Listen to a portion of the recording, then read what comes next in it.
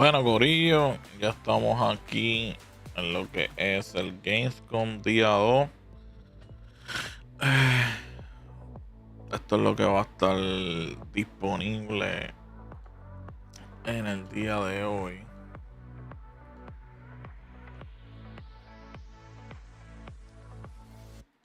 Así que tenemos DNet, tenemos Star Wars Galactic Racer, Castle Beast 2002, Planet Suit 2, Stoneman Hollywood, Dune Awakening, Kingdom Hearts, Microsoft Flight Simulator 2024 con nuevas expansiones, Deep Dish Dungeon. Vamos a tener lo que es Armatus, The Xenoblade Manor, DayZ, Dragon 2 más 2, Son of Tanji, Acheron, Call of Duty Modern Warfare 4, Austin, Tide of Annihilation, Turok Origin, Albion Online, Stranger Than Heaven, Militioner. Eso. Y venían con una sorpresa, so veremos a ver qué es la que van a traer.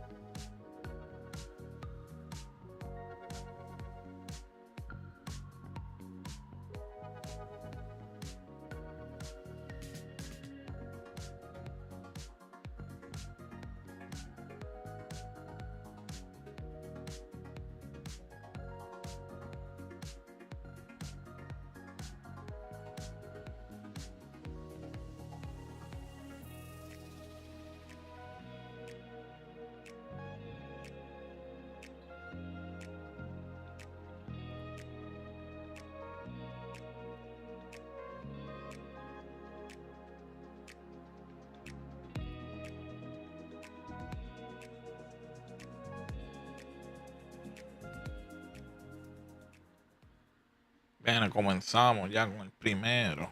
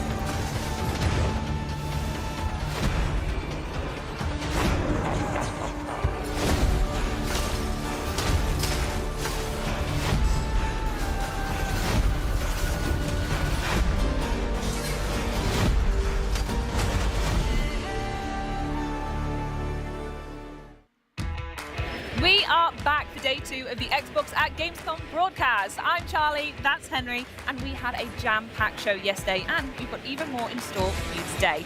So we started off yesterday with announcing the pre-order details for the Xbox 25th anniversary collection, including that gorgeous X25 limited edition console, which, in case you missed it, at this very moment is officially open for pre-orders. So head to xbox.com to learn more. I cannot wait to add that controller to my collection, just to go along with the console itself. So I've got 2. Yeah, why not? Oh, it's also worth noting, Charlie, that we did just see our very first world premiere of the day with Rogue Fortune. Thank you for the day, Henry. And while fans here at the Xbox booth are getting their hands on the latest demos and gaming experiences, we are bringing the booth to you at home with more world premieres, live gameplay, and interviews with some of the people who bring us the games, delighting fans here in Germany and around the world. Well, speaking of the Xbox booth, throughout the show, we're actually going to be bringing you guys that are watching at home to the booth as we celebrate 25 years of Xbox, including this experience showcasing Xbox through the eras. Absolutely stunning. Each console is displayed underneath their relative era's living room diorama, which is completely handcrafted, by the way, and features tons of little tiny little Easter eggs and nods to some of the most memorable moments and games in Xbox history. Fun fact, by the way, the computer screen in the Xbox Series era over there is the highest resolution screen in the entire booth. That's pretty cool, Yeah. but this is the OG Xbox era living room, and honestly, I think it's my favorite one out of all of them, because yes, you've got the Big Duke at the bottom there, but up here we're, well, I'm going to call it the Dinky Duke. The Dinky Duke. Dinky Duke is so cute because it's basically the smallest, biggest controller ever. Yeah. The touchscreen devices on all of the dioramas are pretty cool though, because they mimic the UI and like the experience of turning on those consoles May as well. I? Okay, you go. Wow. Yeah, you remember that? You remember that? I remember that in particular. And then as you're moving through, you get all these cool factoids about like the launch of the console, memorable games, and as you press through them, it lights up different things. Yeah, You can see look at the screen. it's rolling the like OG Bungie the intro as well, which will then go into the Halo Memories. Combat Evolved screen, which is so sick. I love the little details. They're all absolutely beautiful. But what else is really cool is at each one, you get a little photo. Oh. So you press that, you can then Stunning. grab your phone. I did mine earlier, so don't Oh. worry about that. I'll show you it. You can do yours after this. Okay, thanks so much, Henry. Yeah, no worries. So kind. This is an absolute must-see here at the Xbox booth, so we don't want to spoil everything for you. Well, but the reason that I'm particularly drawn to this era as well is not just because it was the first one 25 years ago, can you believe that? Bonkers. But also, my most cool Xbox memory is that on Christmas Day, when I unboxed an OG Xbox, first I couldn't believe my eyes. Of course. Because, oh my God, I've got Halo now, I can play that. But I also then got to play it with my granddad, and I'll be honest, he had no idea what was going on, but we still had such a great time. Yeah. And I almost missed Christmas dinner that day because I was just so drawn into fair playing enough. Halo. Understandable. But don't worry, I did get my turkey in the end. It's all good. Turkey. Yeah. Nah, we'll talk about that later. Love the story otherwise. I remember my OG Xbox memory for, I think it was Fable 2. I think was my favorite. That was the moment my eyes sort of opened up and I went, hey, not only do I like video games more than I thought I did, but I realized they could be so much more. We all know the gut-wrenching decision you have to make at the end of Fable 2. I would judge anyone who didn't choose the dog, by the way, spoiler alert. But it just sort of, yeah, it was at that point I went, this is in my DNA, and I'm going to be glued to my Xbox for the foreseeable. Thank you very much. Well, with that in mind, why don't we keep you guys glued right here and jump into the action with a game that is already making headlines here at Gamescom. So check this out.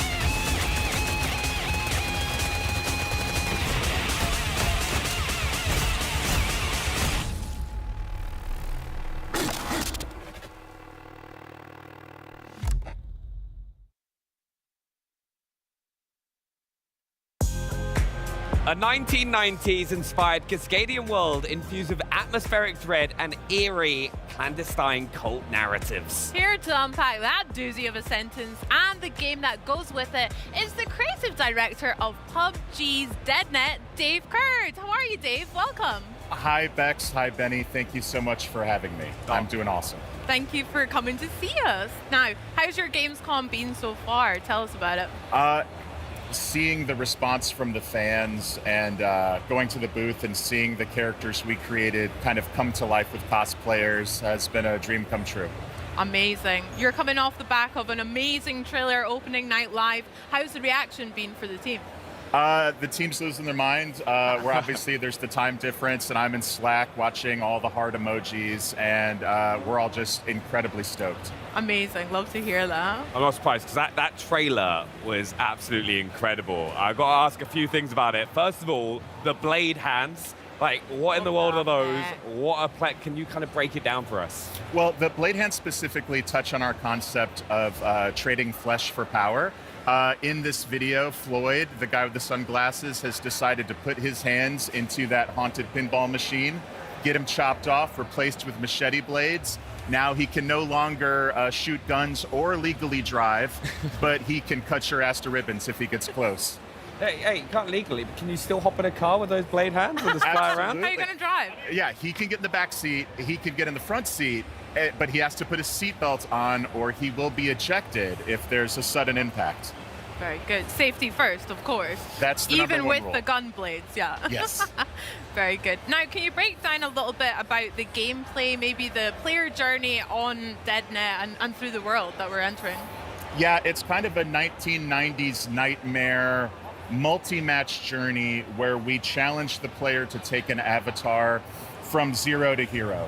Between each match, they're taking on valuable new abilities, like crawling around on the floor like a snake or hiding in a locker like a creeper. And you're also taking on funny injuries, like a nervous tick where you spam taunts, or you can accidentally fumble your weapon on weapon swap and have a pretty good swear about it. and you're pushing yourself to see how far you can go before you cash out and win that chicken dinner or you burn out. Amazing. Can we dive in a little bit more to the multi-match journey? Because it seems like it's something that might be quite new to players and for us as well. Yeah, and I heard the audience is core gamers. They won't mind if I nerd out too bad. Let's do it. But let's pretend you're a new player. You have this roster of 9 brilliant characters that have connections to the land, to each other. They're on missions besides just trying to win the chicken dinner. You pick your favorite one, and we offer you a few decks of cards. Do you want to kind of be an assault character? Do you want to be a support? Do you want to maybe be a trickster? And you're not frozen or locked in. This is just to kind of get your journey going. You have a little bit of run health. Run health, imagine that as your career hit points. And now it's time to start playing DeadNet. So every match, if you do pretty well, your run health is protected. If you totally get wrecked early, which happens to me plenty of times, you lose a little bit of that run health. But even if you get totally smoked in the first few minutes, you go to the out game, and now it's time to make a decision. We're going to offer you a new power that kind of goes with that core fantasy you selected. We're going to offer you something tantalizing really outside your core fantasy. Maybe you're a support character, and we're like, hey, do you want a boombox that lets you blast Wu-Tang Clan to heal your squad? Obviously, I do. I do want that. Exactly. And then third, we'll offer you something that kind of every character could use.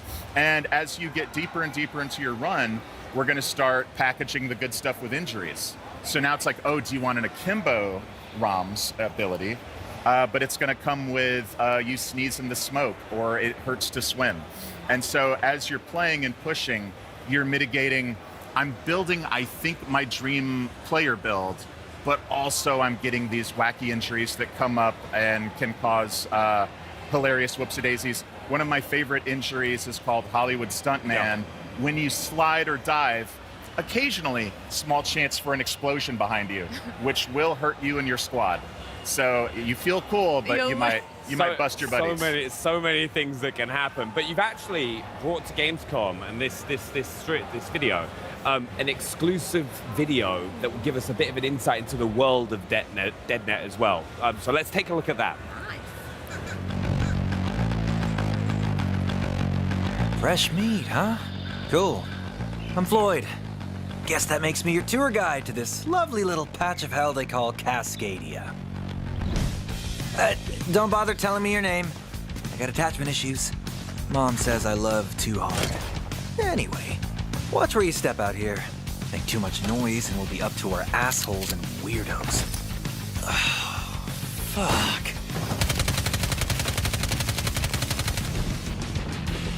Okay, dude. Sit back, buckle up, and don't even think about changing the station.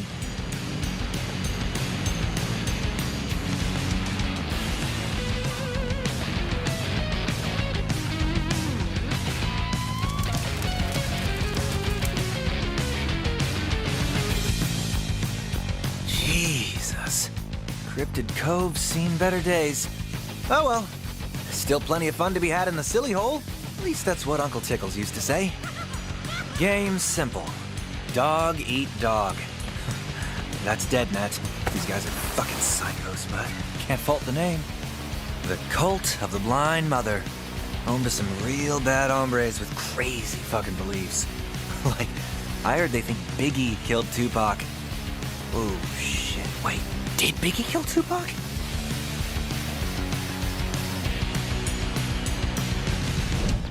Oh, shit. I forgot this place is drowning in these things. Do yourself a favor.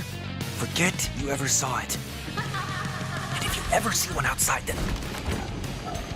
Ugh, this is why I hate doing these fucking tours! Good luck, rookie!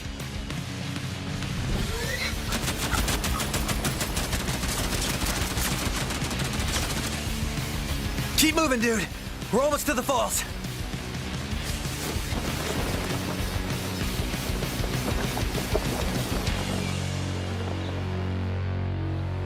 Whew. Awesome work, pal.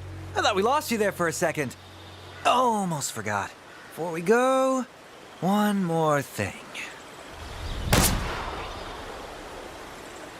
Hey, have you heard of the body shop? The things they can do to a person. We truly live in an age of miracles.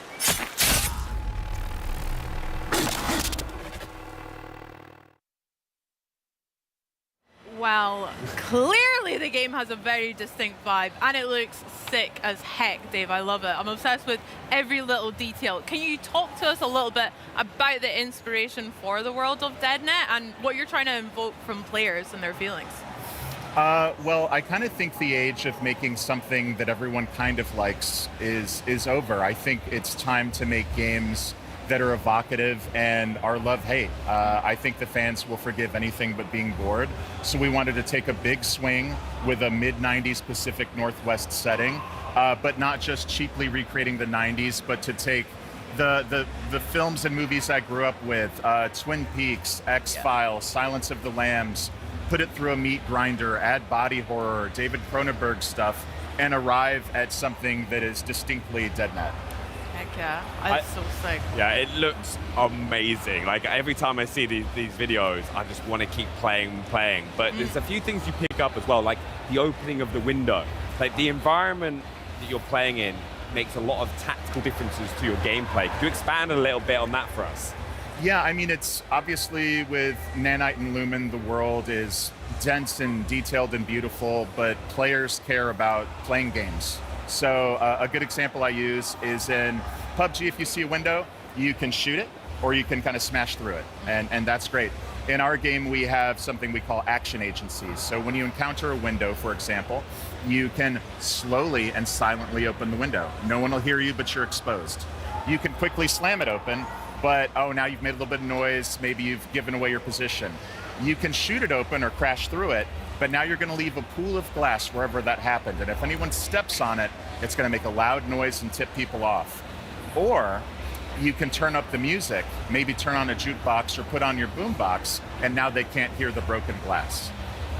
That's so interesting. Speaking of some of the locations we saw within that video, we saw some of the falls and maybe like a mall as well. Can you talk to us a little bit about some of your favorite locations that we can explore in Cascadia, and also how they influence gameplay as well as the windows and things like that? Oh, absolutely. One of the ones in the video that Floyd was walking us through is called Cryptid Cove. It's kind of our throwback to Showbiz Pizza, kind of a, yeah, he's there in the laser tag arena. He's going into the silly hole. Classic Floyd. All the flies. What's funny about this location is it's those tubes, those kind of little kid McDonald's lands tubes you're navigating through, which is like such an American childhood of the 90s feeling, covered in blood and guts, becomes such a fun location to try to fight over. So every time we hot drop, we're trying to win the tubes, we're trying to keep the tubes. And it's weird because just the other players naturally want to get us out of those tubes. Yeah.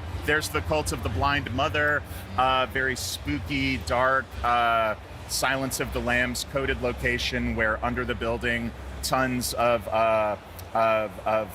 nooks and crannies to hide in and take positions in. And you know, in these games you're looting. You know, you're trying to gear up and you're trying to get strong. But one of our powers is called Creeper, which allows us to actually hide inside of the loot. You can climb inside a refrigerator. Don't try this at home, kids. You can get inside of lockers. And I actually, fun fact, did the voiceover for what I have to call hiding pervert. Because when you're in the locker, I do this like, and then we run it through some post-process and make it sound cool. But when you are in Cascadia and you're hiding and waiting to get the drop to somebody, that's going to be my voice gently whispering in your ears. Love it. I'll remember that. I've also got to ask, because I know it's so important to players, is the size of the DeadNet map as well. Can you tell us a bit more about that? Absolutely. It is 5.5 by 5.5 kilometers of real Cascadian wilderness with mountains and jungles and beaches and plains and farms. But the initial circle, how the game begins, is only a 2.5 by 2.5 circle. So even though we're launching with one map, you never get the same zone twice. Interesting. Yeah, that's going to be amazing, because it's going to force players to have to kind of learn different areas of the map and also different ways of approaching with their abilities that they've picked up. Yeah. Dave, I got to ask, we've seen it a couple of times in some of the gameplay. We've got a lot of baby dolls going on. Some of them are running around. Can you tell us a wee bit more about that? Because that looks right up your street. Yeah, so we have kind of beyond chasing abilities and injuries, we have this notion of weirdos. These are very strange choices you can make for that single match, including taking those hands off or becoming the large dual SM or LMG wielding pig, or in the case you just mentioned, our little sweet precious darling baby doll. She is a 2.5 foot tall chaos gremlin that can she spawns with a little tiny RC car, which drives very fast and is very cute to manipulate. She can hitch a ride on her squad mates. She can jump on your back. And most importantly, she can jump on an enemy's back and quietly hang out. And she will occasionally laugh, which can tip them off. And if the jig is up, if she has to fight, she can start drilling in the neck and stealing med kits and making you drop your stuff, which is incredibly frustrating to deal with. Yeah. God, I'll probably end up playing Deadnet so much I'll turn into a baby doll. I live and breathe it as much as I can. Like. Right, Dave, we've got to talk about PUBG first coming to PC, but I hear that you and the team have really engineered Deadnet to be a bit more for a game that's console first. Can you talk a little bit about that and what that means to you guys? Well, I'm an old school console guy. My first game was Singularity by Raven Software. Shout out, made console first, aimed at the Xbox. And I myself, in my free time, my wife and I, who's probably watching, hi Kelly, we love to get on the couch and play console. So that means when we're considering how to make this game, the gunplay, the traversal, the movement has to feel so beautiful on the sticks. The UI, the UX has to be really friendly if you're 8 feet away on the couch. The rumble on your reload, or when you drop your weapon, or when a drill is going into your neck, needs to feel persuasive and fun and interesting. So we just think it makes a lot of sense to get it perfect on console, and then PC naturally would follow. Sounds good. Sounds awesome. I'm excited. Now, a lot of people who've played PUBG in the past, like narrative is not something that will instantly jump to their head. With Deadnet, that's completely different. How is the narrative going to impact the player from game to game? So it's interesting. I talked about at the beginning of the show, you're choosing from a roster of 9 to start. Each one of these characters has connections to the map itself, where they will comment on areas of the map if they go someplace that's familiar to them. They have meta stories, goals, quests beyond just win the chicken dinner. It could be revenge, it could be finding someone that matters to them.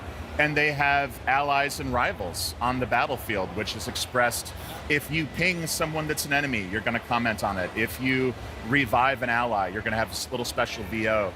And what's been so gratifying about our previous beta tests, shout out Discord crew, is we are having fan art where without prompting, they're creating these connections, these love triangles, and they're discovering the story as they go. So we obviously want to, PUBG is the ultimate storytelling engine, and we think Deadnet expands that by letting a story go multiple matches where win or lose, you're still on a journey of finding your perfect build, and hopefully you're falling in love with your character and their goals and their quests, and you leave the game with a big smile on your face. Love that. I can't wait to find out all the tea in Cascadia then as well. Love it. Dave, we can't let you leave without talking about your tagline, "Death is only the beginning." What does that mean?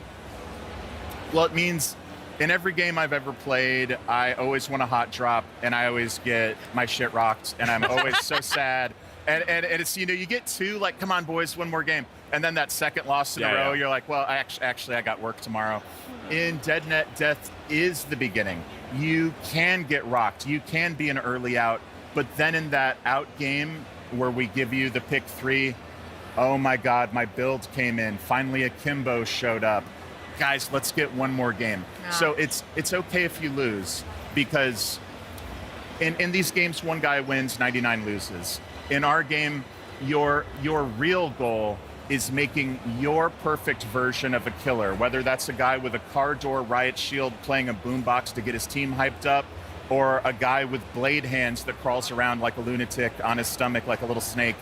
We want to celebrate player expression and choice and creativity, in the world of DeadNet.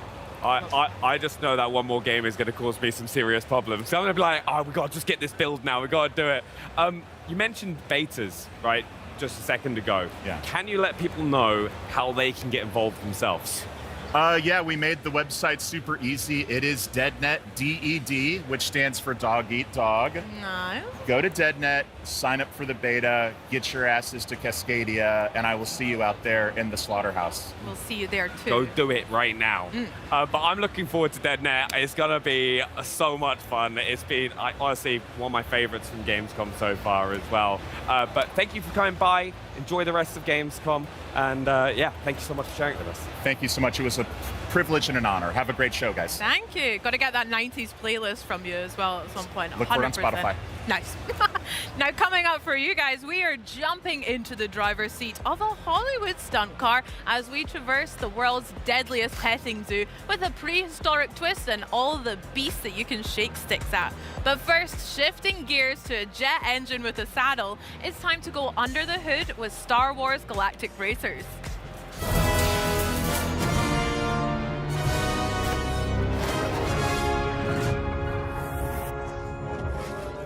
Now we're talking shade. Speeder bikes. You know they're as dangerous as they look. You've ridden one before, but you've never raced one. That's where things get really interesting. Speeder bikes are like concussion missiles with handlebars. No wonder the Empire loved these things. On the throttle, it's all go, but it does run wide in corners, so you gotta learn to wield her kinetic burst. Engage the kinetic burst, and bam! You decelerate hard, but lean in and hit the apex of the corner, and you'll blast out! It's a regenerative burst. Brake in, speed out. Now, there is a catch. Speeder bikes can be a little less resilient than good old land speeders. When Scandaro comes smacking into you, you're gonna feel it. So when you aren't in the mood to get kicked around the track, lean into that beautiful kinetic burst and keep an eye out for shortcuts. Little pathways perfect for a craft of this profile. Oh, and watch out for hazards at those high speeds, all right? One bad line, or a racer that didn't move out of the way in time, and you're wrecked. Oh, ouch. Get me the parts, and I'll assemble the perfect speeder bike to suit your style. The sky's the limit, Shade. Whopping great engine. Sure, why not? How about some racing stripes too, for good measure? Quick acceleration, outrageous tricks, and a real menace in the right hands. What are you waiting for? Go, Shade! You ready to face your childhood demons? We're on the other side of the looking glass. A place called Nod Nod. My apologies for being behind here, but how exactly did we end up on an island? All I remember was letting them borrow my mobile phone at the clinic, and now here we are. This town has a reputation for occult rituals and devilry, you know. This isn't right. You aren't meant to know about all this stuff. I guess we have some breaking and entering today. And you're awake. I'm willing to give it a good go, yeah. What's going on? Why am I holding a cassette tape? Please, don't be. Ring, ring. Tell me, alchemist, I trust your travels in Nod Nod have been very illuminating. What on earth have you dragged me into? See you soon! Hey everyone, welcome to this exclusive look at Planet Zoo 2, a creative management game where you get to build and manage your dream zoos. You'll be able to care for aquatic, terrestrial and avian species from all over the world, both within and beyond your zoos. Today, we're giving you a sneak preview of Wildlife Reserves, a feature that introduces an amazing gameplay experience. From rewilding ecosystems to releasing animals from your zoos back into their natural environments. These wildlife reserves have been designed with exploration and observation in mind. You'll be able to traverse these expansive landscapes on foot as well as in the new research vehicle, offering you new ways to spend time and learn about the animals you've released into your wildlife reserves. We hope you'll enjoy coming to these beautiful areas to relax, in between managing your zoos. We'll be sharing more details on wildlife reserves soon, so follow Planet Zoo 2 on social channels to be the first to know.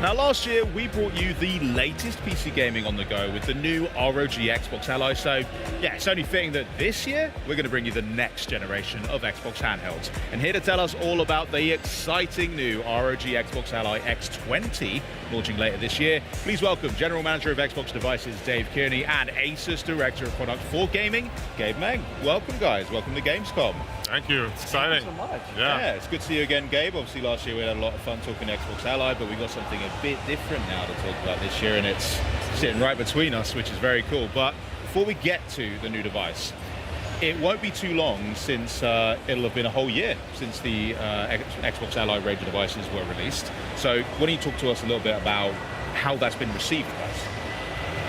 Well, you know, it's been super exciting to see the fan reaction. You know, we designed the original Xbox Ally to be, you know, the way that you get that Xbox experience on the go, and you can play your games wherever you want to.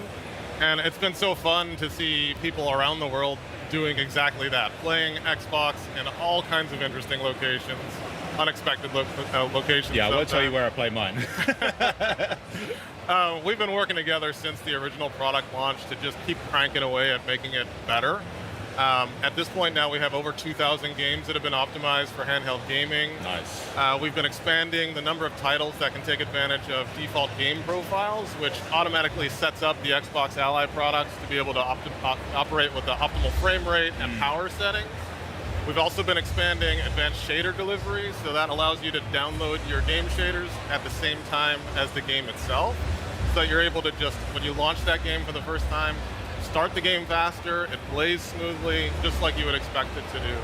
And then when you combine that with the work we've been doing with game studios, you've got the new games like Forza Horizon 6, Halo, Campaign Evolved, supporting all these features right out of the gate, so players get to just experience handheld gaming like it should be, no messing with settings, just jump right into the game as you would expect. And we're just getting started. There's more around the corner. I like to hear that. Yeah, I mean, convenience with handhelds is one of the #1 reasons why I love playing with them. So to hear that all that work is going into these devices and that it's really, truly giving that gaming anywhere you like experience is awesome to see. But 2 days ago, you guys also announced that pre-orders are now live for the newest handheld in the ROG Xbox family. So Gabe, tell us about this stunning piece of hardware right here. Absolutely. We tried to level up everything. ROG celebrates 20 years of gaming, community, and innovation this year. And our theme of translucent black and gold is on the ROG Xbox Ally X20 through its translucent shell with now updated rubber grips and contrasting gold accents from the system buttons to that custom new color hue on our brand new light rings to the internals and thermals. Functionally, we've also updated play by introducing TMR joystick modules. This minimizes power consumption while significantly reducing joystick drift over time.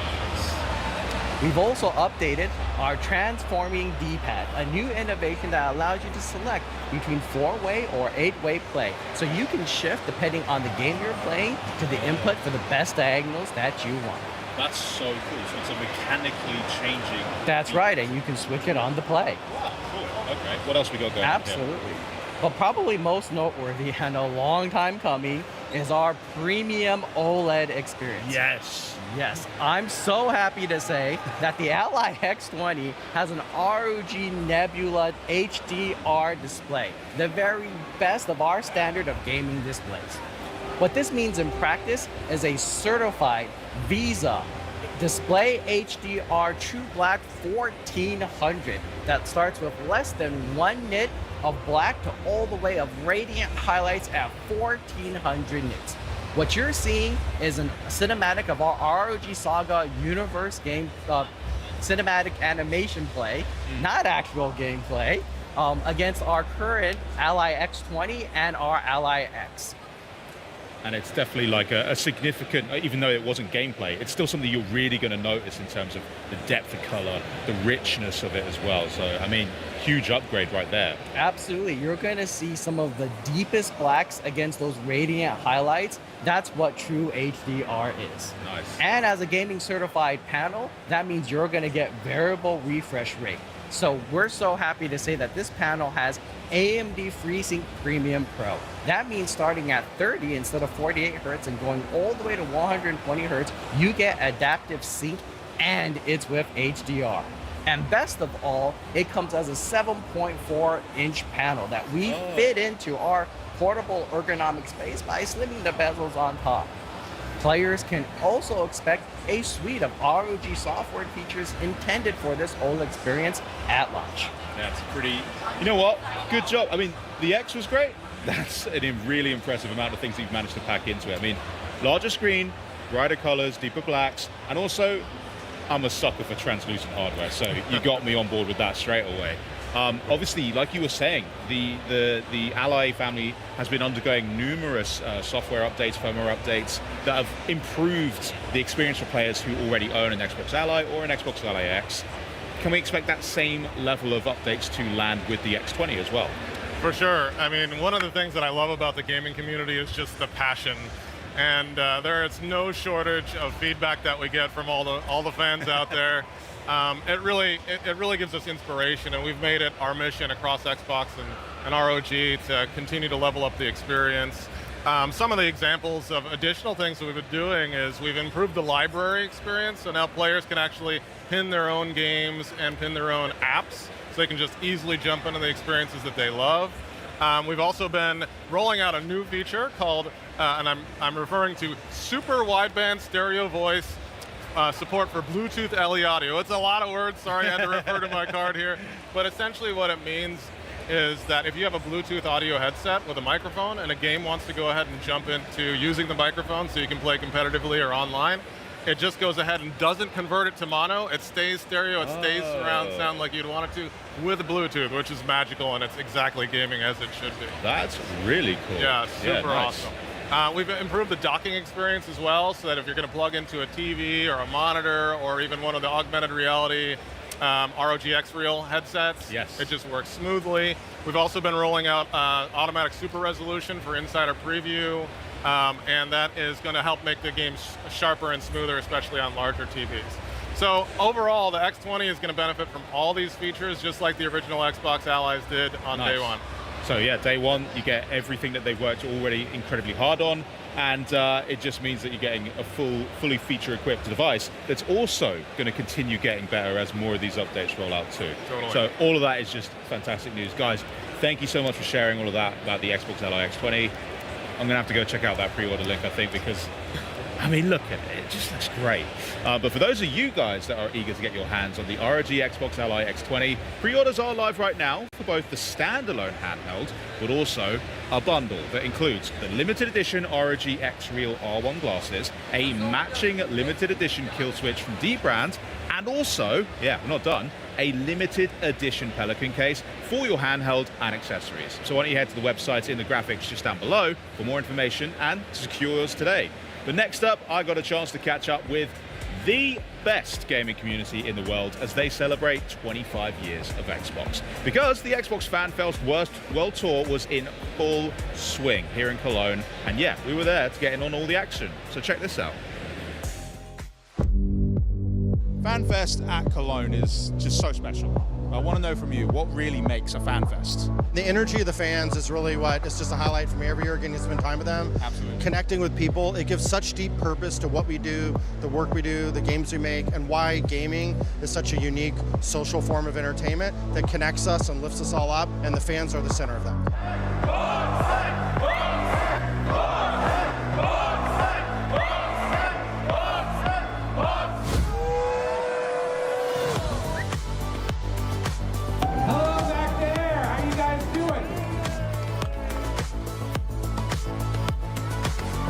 So excited to be back to celebrate with you, the fans, because as you know, the community is near and dear to me. But right now, we're here to celebrate the great games. We're here to celebrate 25 years of Xbox. What is your favorite memory from across the years of Xbox? I gifted my little sisters an Xbox for their birthday. They're 10 years younger. And it was very exciting seeing them exploring all the games and getting comfortable with the console. So you're inspiring the next generation of Xbox fans.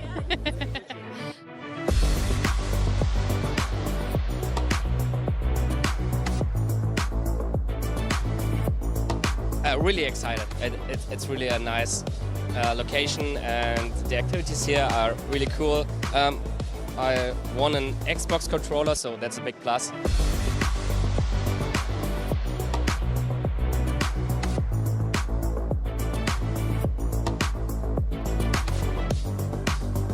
I have to ask, you've been to so many throughout the years, what is your most favorite thing about FanFest? What makes it FanFest? I mean, I have to say it's in the name, FanFest, right? It's the fans. They are what power this, they are what power Xbox. So coming here and feeling that energy, it's intoxicating. Favorite thing about coming to FanFest? Actually meeting new people every day, but also meeting friends from last year, and also playing all the good games, also in Game Pass. So, yeah.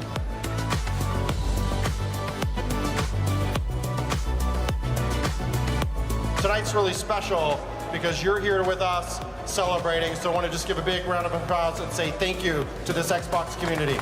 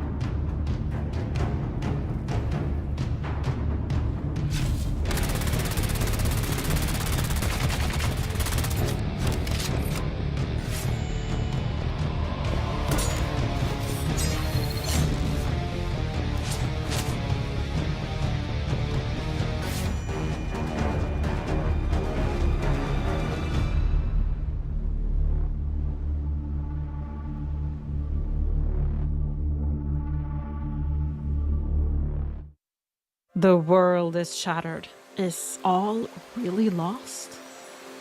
I'm Angelica, creative director on Kingdom 3 Rising Realms, and I'm about to share a glimpse of what we're building in the next installment of the Kingdom Game series.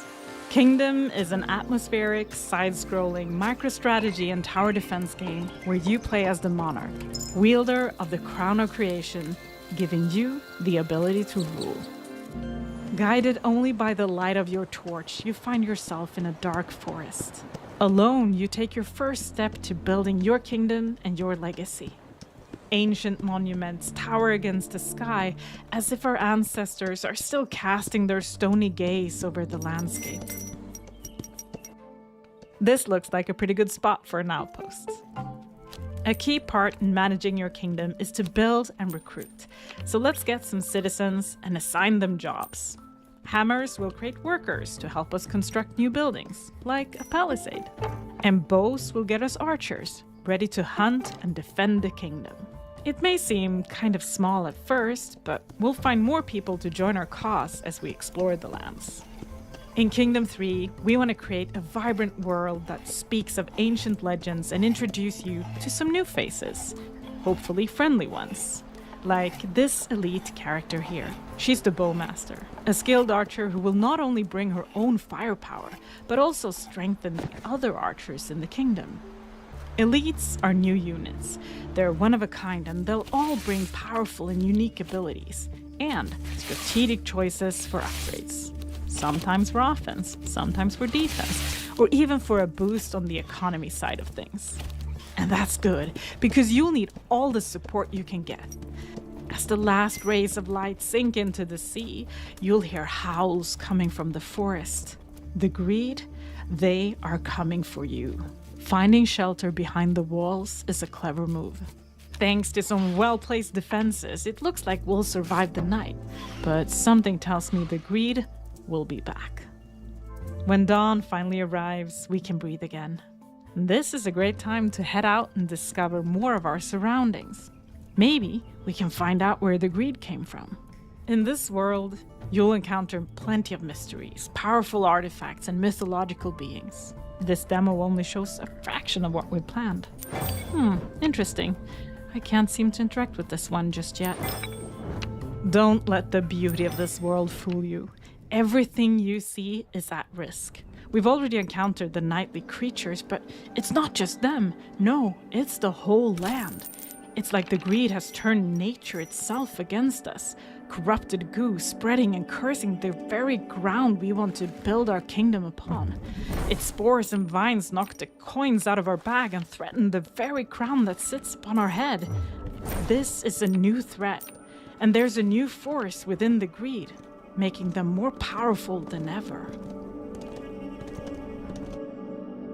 This has been a first peek into the world of Kingdom 3 Rising Realms. As you've seen, you can of course rule alone, but you don't have to. The game will have co-op, so you can always share the weight of the crown with a friend. I can't wait to show you more of the world in the future. Until then, you can wishlist Kingdom 3 Rising Realms right now. All right, folks, it's time for the big show. Welcome to Reno Stead Airport, home of the Reno Air Races since 1966. And now welcome to the new home of the National Championship Air Races, Roswell, New Mexico.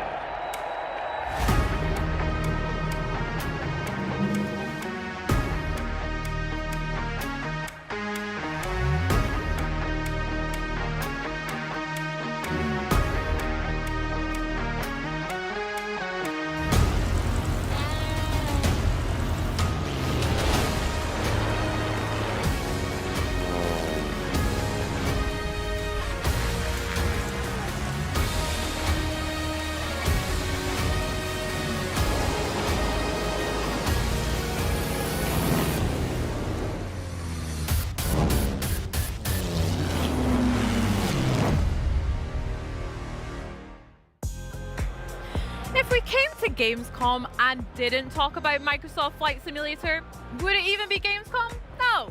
So joining me to talk about the update that you just saw is head of Microsoft Flight Simulator, Jörg Newman, and President and Chief Operating Officer of the National Championship Air Races, Tony Logatetta. Welcome, guys. How are you? Great. Thank you for having us. Well, thank you so much for being here. Now, the National Championship Air Races trailer, that looked sick, what we just saw. Indeed. Can you tell me a little bit more about it? Sure, absolutely. So the National Championship Air Races go all the way back to 1964. It's a unique, one-of-a-kind event in the world. It features multi-lap, multi-aircraft racing with a variety of aircraft ranging from small aerobatic biplanes all the way up to World War II era warbirds and military training jets. It's really super cool. It's the world's fastest motorsport.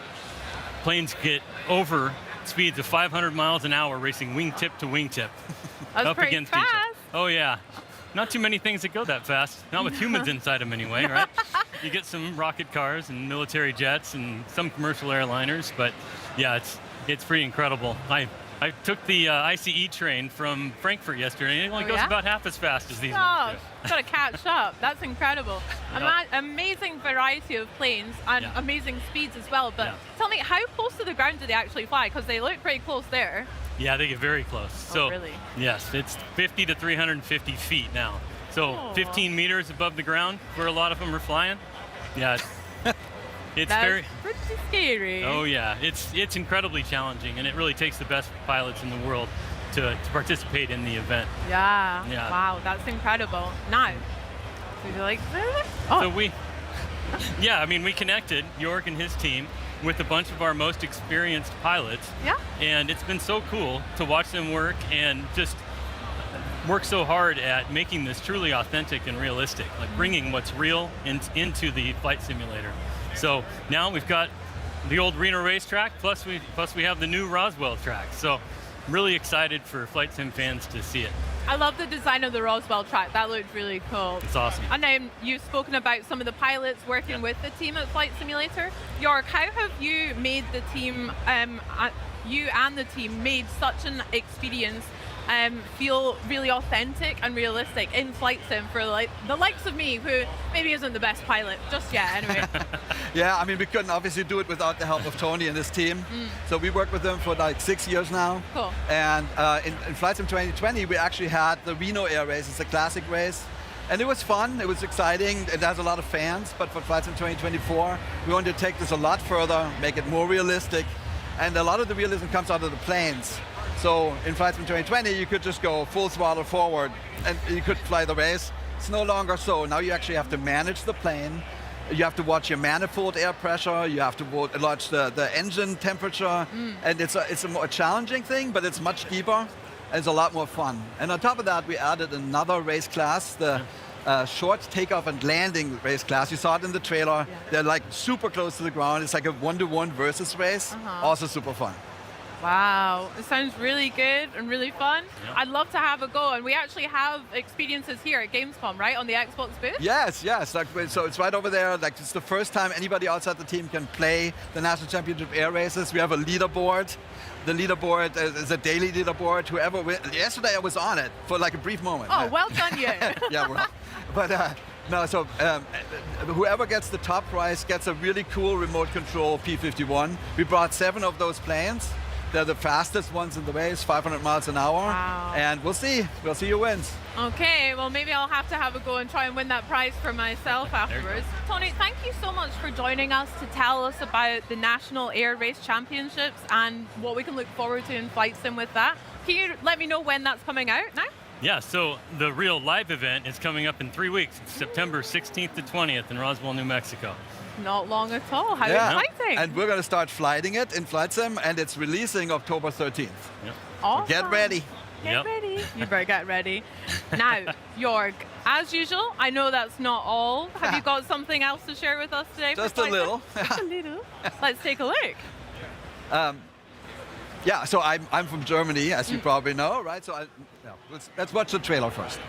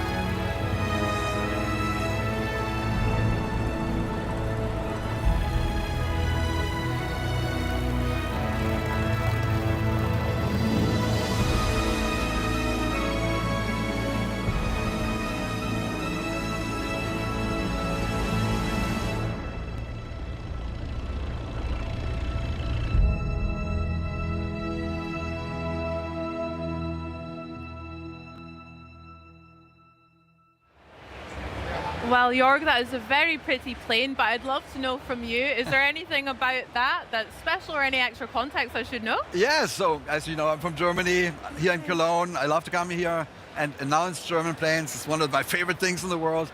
This one, it's called the Heinkel HE-70 Blitz. It was the fastest plane in its time. So in 1930, Lufthansa, which is a big German airline, they wanted a plane to connect Hamburg, Berlin, Frankfurt and Cologne.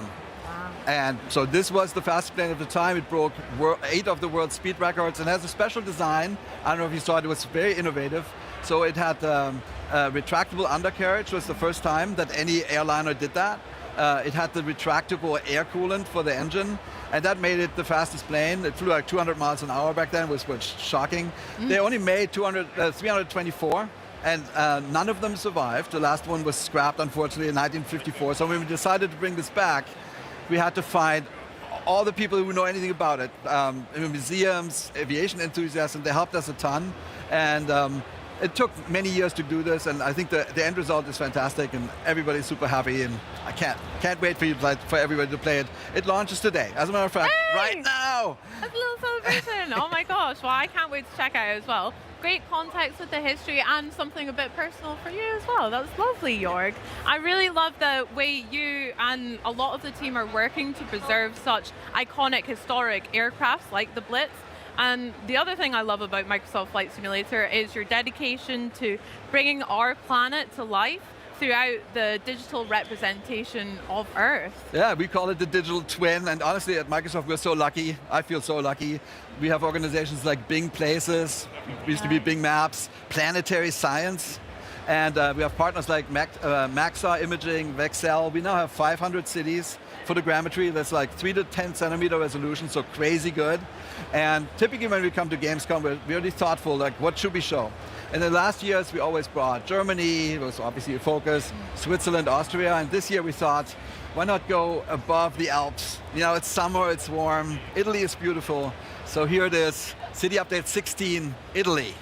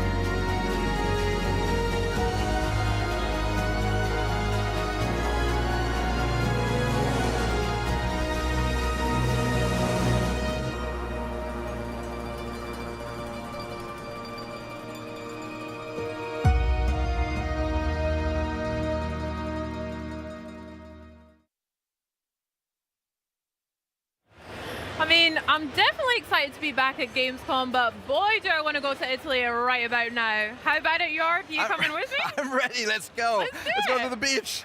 No, I'm seriously. I've been to northern Italy. I love Italy. I've been to northern Italy, like Bolzano, which we call Bozen, the Dolomites. But I've never been to San Marino. I've never been to Sardinia, Sicily. I'm super excited that people can go explore these places now. And this is also launching right now. And 2020 and 2024. Wow, how exciting both. We can go and explore. Amazing. Now, Jorg, that's a lot of aviation already, but you said you had maybe another announcement for us? Yes, and this one is personal. So like, for a few years now, we've tried to find a partnership with Lufthansa, which is the German flag carrier airline. And after all these years, I'm so happy to announce that we now have a relationship with Lufthansa. We're bringing the livery to the sim. And what's really perfect about this, Lufthansa is celebrating its 100th anniversary this year. They made a special livery on some of their fleet, the 100-year anniversary livery, and we're bringing that also to Flight Sim. Makes me so happy, I can't tell you. Amazing, congratulations. Thanks. Aww. Now, Would you like to take a look at that? Would you like to show us maybe? Yes, we have a little quick trailer. Let's do it. This is Lufthansa 100 Heavy. Line up for the 100 years formation. Copy that. Lufthansa Super getting into position.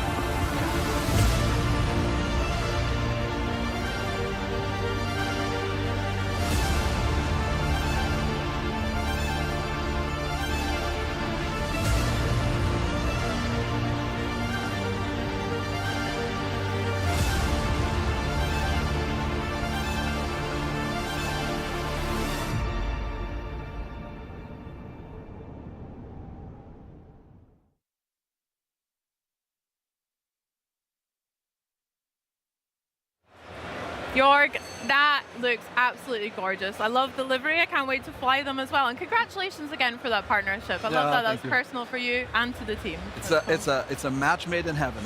Oh, fantastic. Love to hear it. Now, Jorg, before we let you go, I have a little challenge for you. Okay. You are head of Microsoft Flight Simulator, so I would like to hear how many planes you can name in 30 seconds. Are you up for it? Okay. Okay, Planes? let's get that timer starting. And now.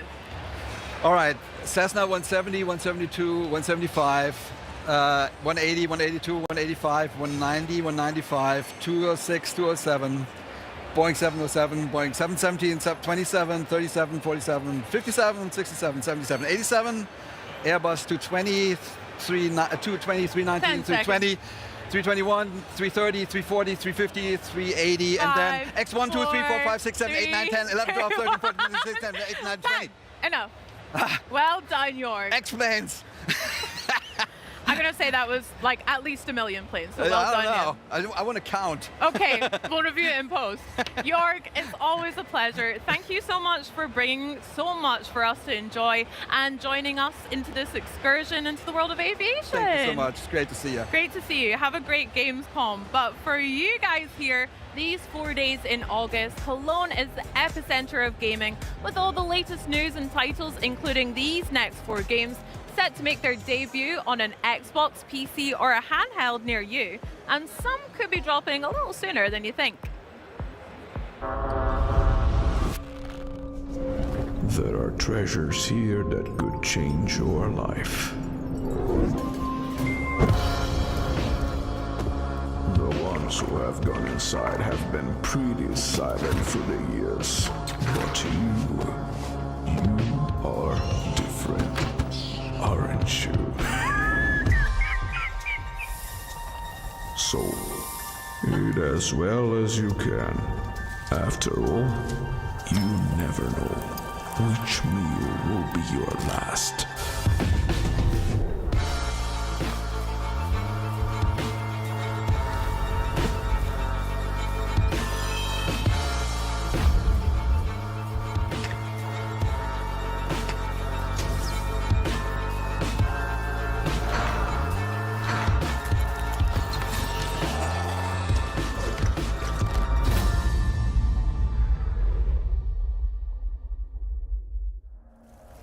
This is a Paris that I no longer recognize.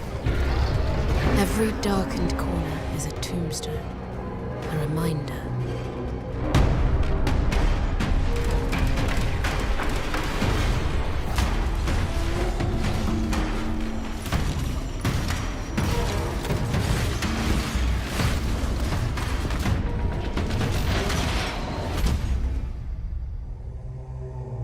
Tell me, do you think I'm chasing a fool's path?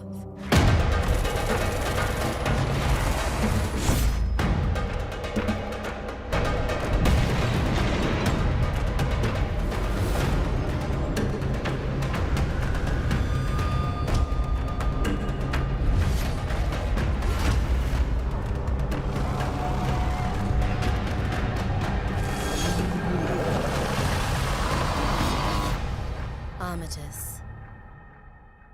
Wishlist now.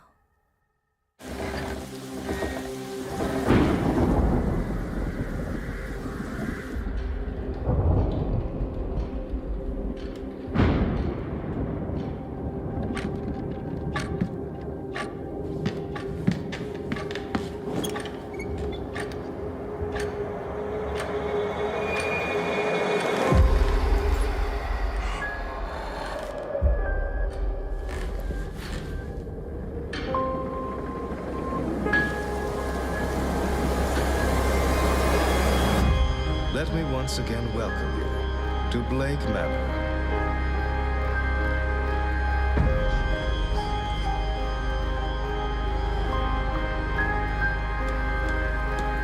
Tomorrow night, when the veil is finished, we will speak directly with one of the dead. Why did you let it happen?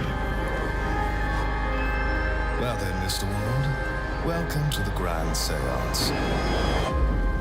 I hope whatever you are looking for, you find it here.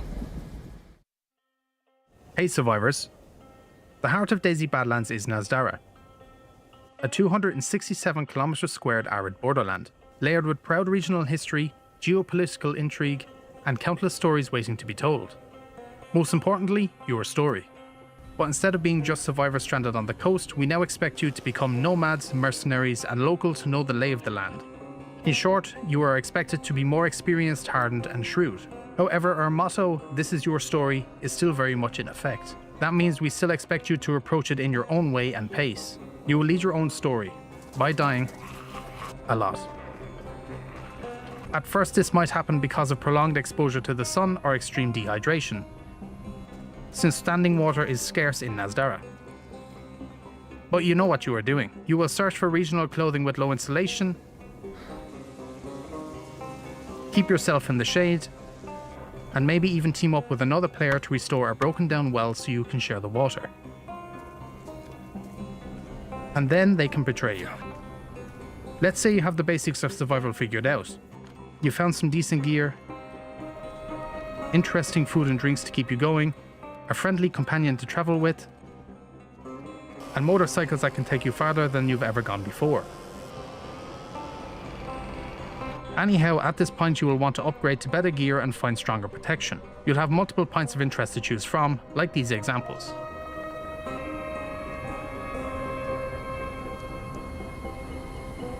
But of course, these areas will also attract other players, meaning there's always a risk of getting killed on sight. But there's a less risky and more interesting option. For this, we suggest picking up a personal radio. These are no longer just tools for long-distance communication, they can now receive transmissions that you'll need to decode yourselves. It may be worth investigating the locations they lead you to across the land where valuable loot awaits.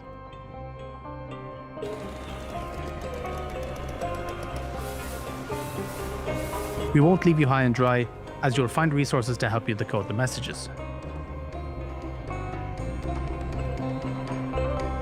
So, now that you have all the loot you need and more, how do you store it safely? You will be able to rebuild and barricade some of the houses found throughout Nasdara. Whether it is a single room or an entire building, there will be plenty of options to choose from, as long as you can gather the necessary materials for your reconstruction project. And most importantly, shelter is a necessity when it comes to keeping you and your squad safe, especially during a certain event, when all you can do is hunker down, wait it out, and hope it passes. Of course, these are only a few possible lives. As always, this is your story, and we can't wait to see them all. See you in the Badlands on October 15th, survivors.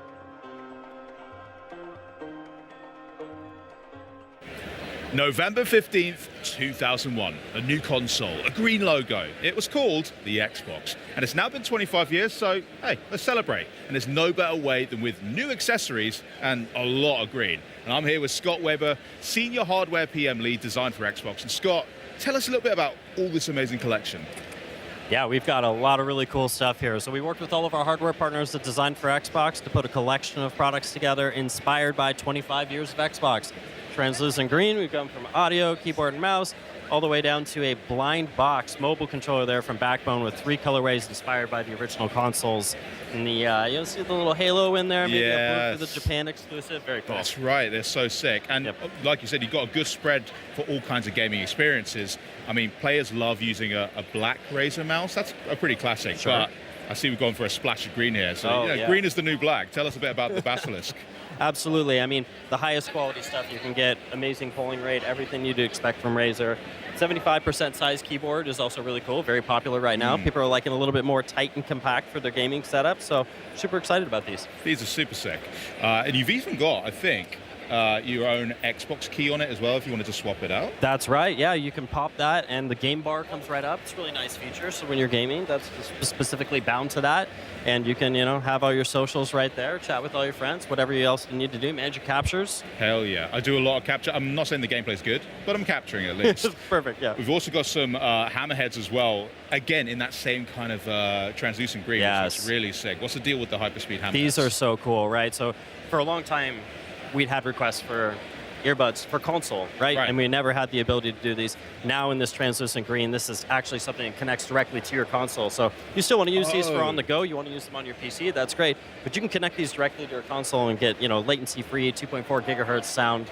Nice. Perfect. So it uses Xbox Wireless Protocol? Yes. Oh, that's cool. Very cool. It's just a little dongle that plugs into the back, and you're good to go. Really nice. And then what about when it's time to charge your controller? Because, I'm hoping to pick up one of the new Xbox 25th anniversary controllers. Yes. Can I charge that thing up with anything nice? Yes, that 8-bit DO charger right there is so cool.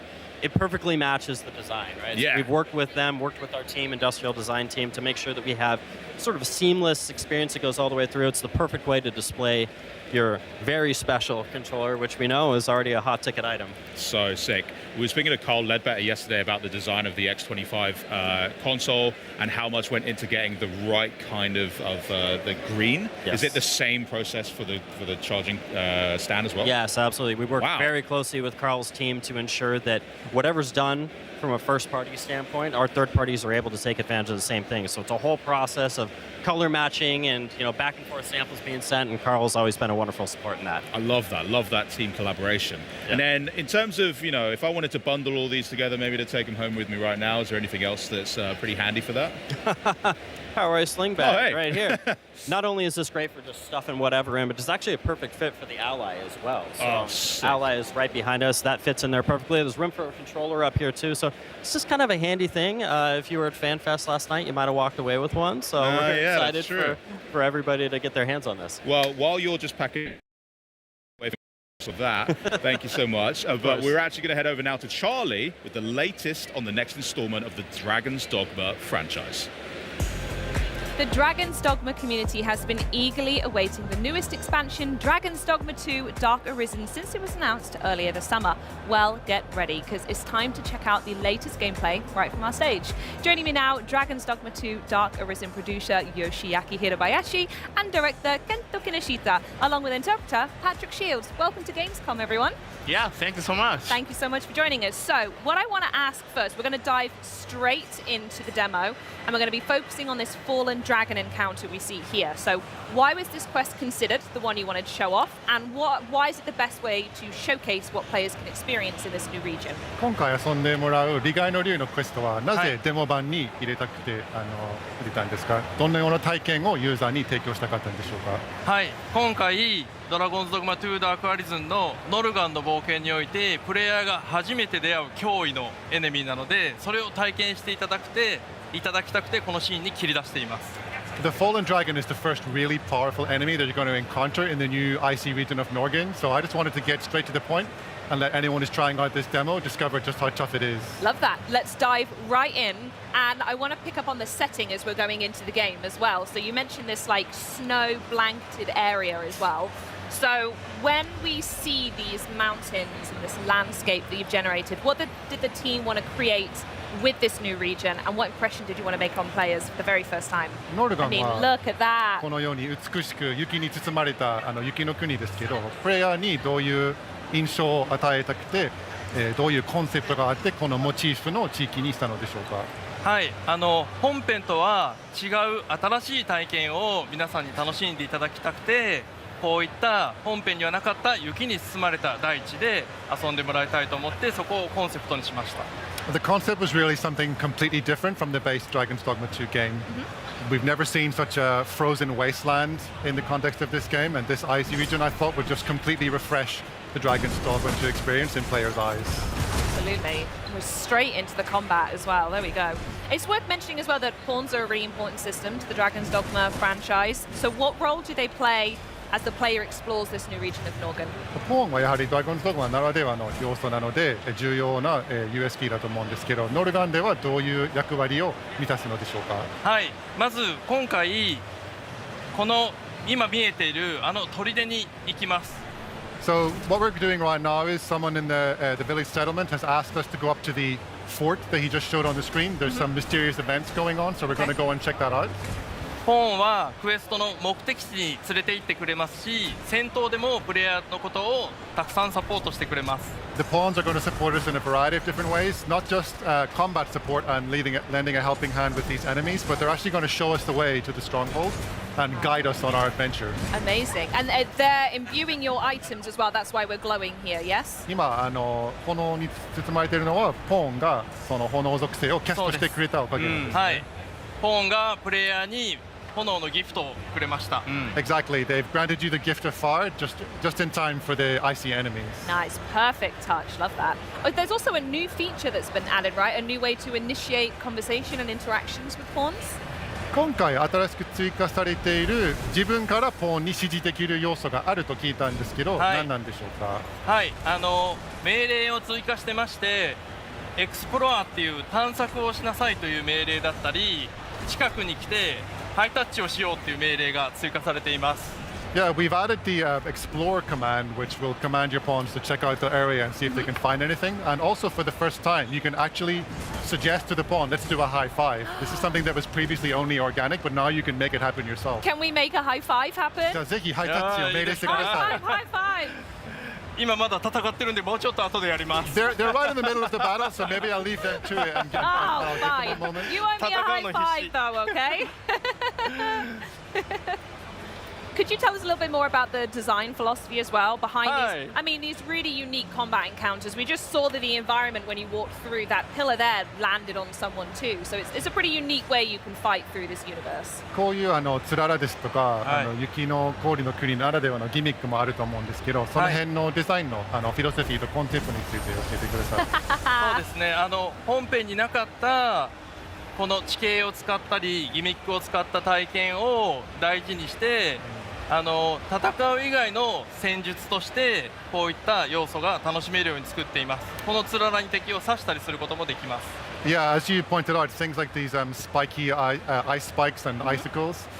I didn't want the frozen waste to just be a visual effect. It's really something that is part of the environment, and you can use these traps and gimmicks to fight enemies any way you wish. So it adds a certain extra level of strategic combat nuance that you couldn't find in the other regions. Wonderful, I love that. Oh, we found a spooky cave. I think so. I wanted to actually tap in on something. I think when you open the chest, if my memory serves, yes, there we go. Spoils are a really important element when it comes to player's progression and adventure. So how does this experience compare with a traditional loot system? 従来通りの、宝箱を開けてルートをもらうシステムと今回の遺産品を入手して鑑定するシステムはどのような違いがあるのでしょうか。今回この遺産品は戦闘の中で敵を倒しても手に入りますし、さっきみたいに探索でも手に入ることができます。Firstly, the relic system is not limited to combat. As we saw, you'll be able to discover little nooks and crannies throughout the map, and you can find relics in hidden treasure boxes. So there's a variety of ways to get them. Yes, you do. Sorry. これは鑑定することで、どのような武器か防具が手に入るようになります。Deeply unserious gameplay here. Anyway, back to the relics. Wait, is that a snowball? What is going on? Yeah, so once you get the relics, you're going to want to go back to the settlement, and by appraising them, you can discover exactly what spoils you've received and what kind of weapon or armor you got. I see, fantastic. I also noticed as well, so many things just went on there, but I want to go back to when you were walking up the hill just then. The player was sort of shielding themselves from the weather. I'm assuming that's something that's unique to this area that we've not seen before.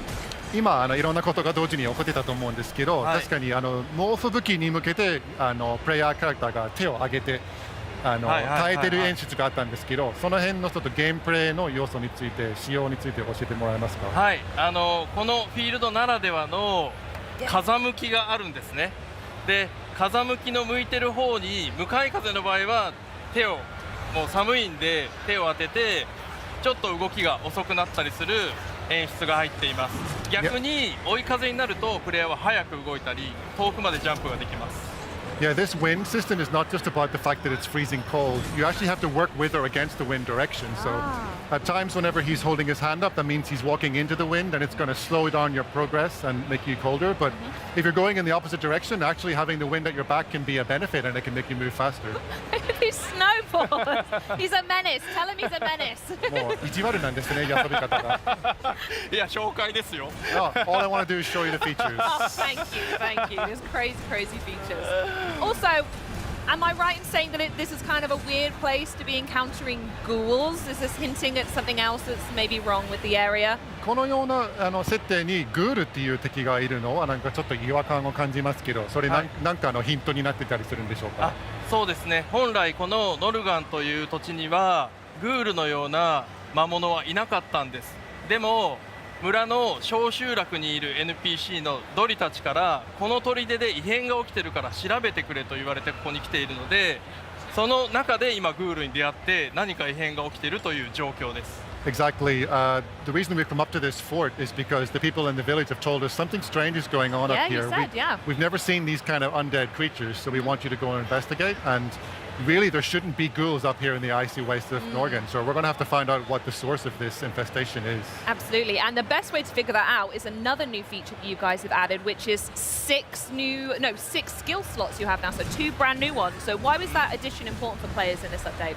今探索と戦闘している間に、確かに武器のスキルが、4つから6つセットできるようになっている状況でのプレイなんですけど、なぜそういうふうに仕様を変更したのでしょうか？はい、ユーザーの皆さんからいろいろお声をいただいて、戦闘は楽しいんだけれどももう少しカスタムスキルをセットしたいんだというご要望もたくさんいただいたので、カスタムスキルのセット数を4から6に増やしています。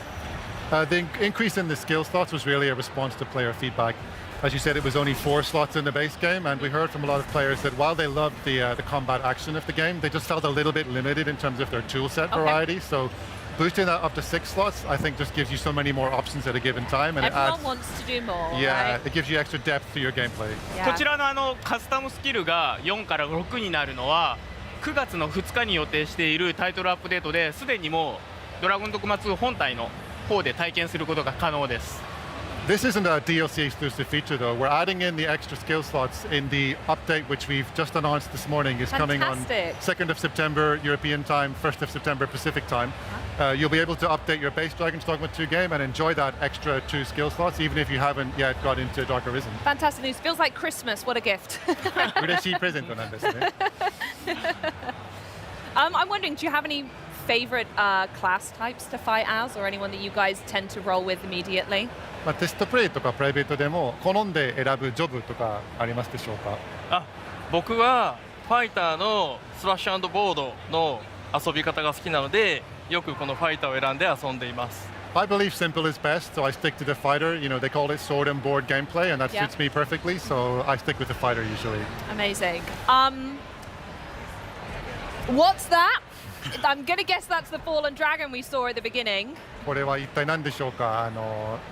利害の竜という存在だったりするのでしょうか？はい、このシーンの目玉となるボスバトルが始まります。Yeah, this is the key centerpiece of this quest. It's the battle with the fallen dragon. It's got a really, how do I say this as a compliment? That's a really horrible looking dragon. And I'm gonna guess the ghouls are connected to him in some way because he's spitting them up. この不気味な要素からすると、おそらくグールの存在に関連している存在なんですね。そうなんです。今まさしく喋ってる間に吐き出しましたし、グールを吐き出して、グールも迫ってきますし、このドラゴンとも戦わなきゃいけない非常に危機の楽しめるシチュエーションです。Exactly. While you were asking, he literally puked up those ghouls. Yeah. So they're question asked, question answered. There you go. So they're going to add a little bit of extra spice to this boss battle. You're not just taking on this huge dragon, but you have this crowd of ghouls to try and manage as well. Yeah. Absolutely. And clearly, you can see from the screen right here, if anyone hasn't played any Dragon's Dogma gameplay, that health bar is pretty monstrous. So we know that this dragon is an immense threat to this region. So why was he the best one to show off for this experience? Is it because he was big, mean, ugly, and difficult, or was there another reason? HP ゲージとドット数からすると相当手強い敵だと思うんですけど、あえてこの高難易度の敵をデモのクエストとして選びたかったのでしょうか。チャレンジングな内容ということをアピールしているものでしょうか。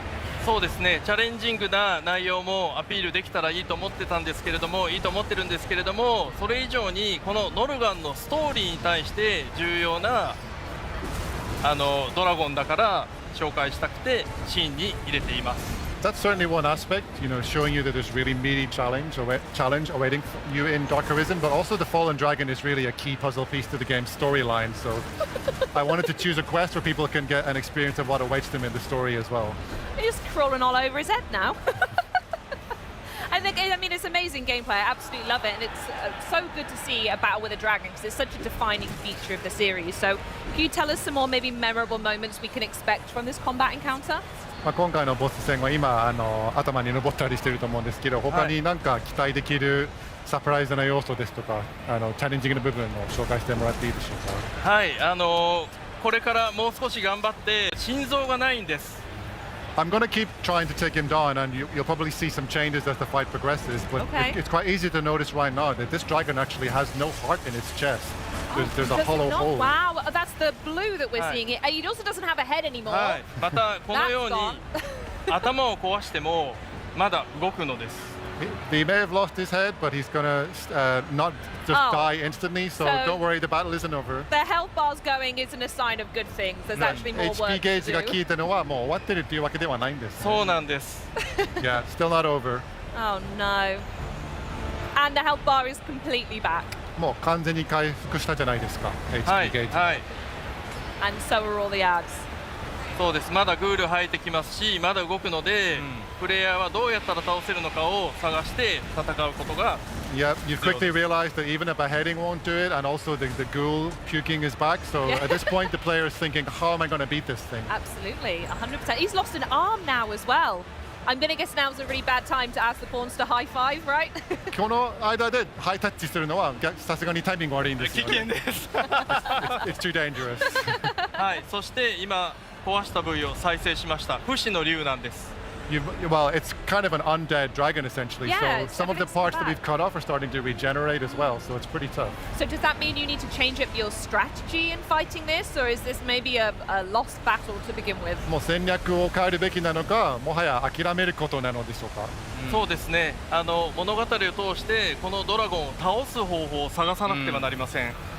Through the course of the storyline, you're going to have to realize, taking on board that you couldn't beat it this first time, you need to find a way to slay this dragon, and that's going to be the centerpiece of the story.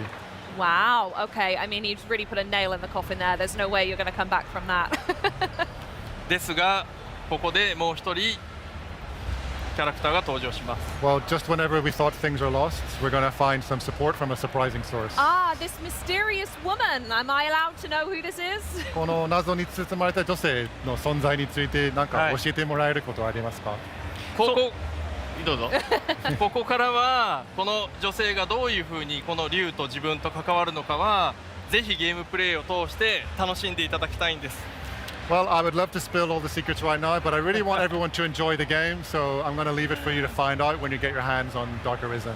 Fair enough. I can't ask for anything more. So let's recap everything that we spoke about today. So there's new environments, new exploration mechanics, spoil system, narrative mysteries, but what do you think will surprise long-time Dragon Dogma fans most when they first set foot in this region? 今回新しいエリアや戦闘、コンバットでできることをいろいろ紹介してもらったと思うんですけど、ドラゴンドグマの既存ファンが一番驚く新要素は何だと思いますか？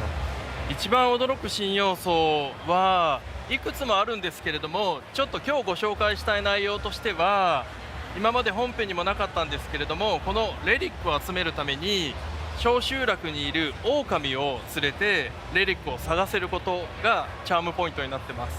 I think players will be surprised and delighted by a lot of the new features, but if I had to pick one, I would say that we showed you getting relics through combat and also through finding them in little parts of the map, but there's another way you can get them, which is in the settlement there's actually a wolf who, if you befriend the wolf by feeding it, it'll bring you out into the world and discover relics for you. So it's a brand new companion and another way to find relics. I love that. That sounds fantastic. Well, I have one final question before we go. We couldn't get to see a high five in the game, but can I maybe have a high five here today? Is that okay? 最後になかなかゲームではできなかったハイタッチをもうリアルでここでできませんか？ Amazing! High five! Thank Thank you so much. Thank you. Patrick, bring it in. Thank you so much. Well, have an amazing Gamescom. Thank you so much for joining us today. And coming up next, the team from Infinity Ward stops by to talk Call of Duty Modern Warfare 4 and what we can expect from the beta. And we also take a trip to the Call of Duty booth experience to find out what fans are getting their hands on throughout the show. But first, get out your whip sword. This is Son of Tanjai. எங்கிருந்தாலும் வருவேன் உயிரோடு மட்டும் இரு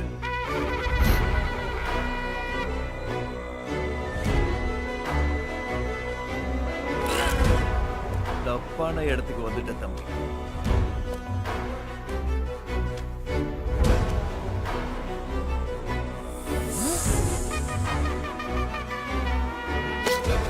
எப்படி சாக வேண்டும் வலியில் துடித்தா வலி இல்லாமலா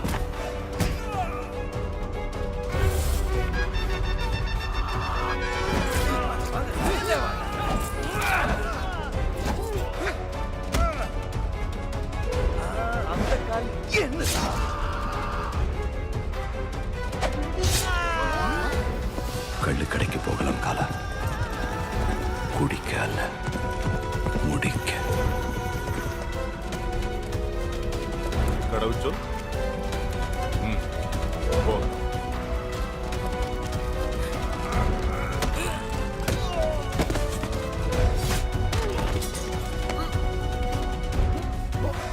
நீதான் இந்த கூட்டத்துக்கு தலைவன்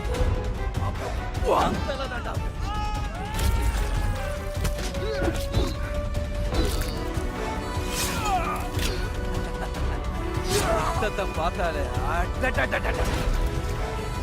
ஒரு காட்சி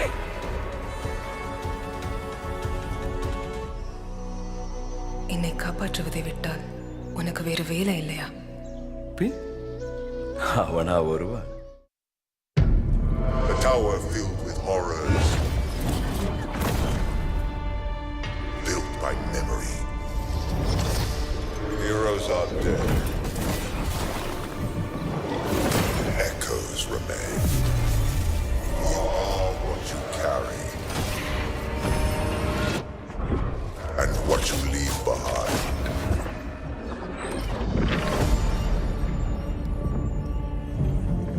Each relic you discover was built by memory.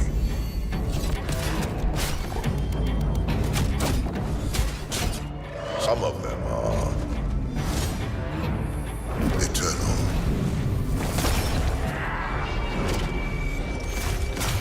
Fight to be remembered.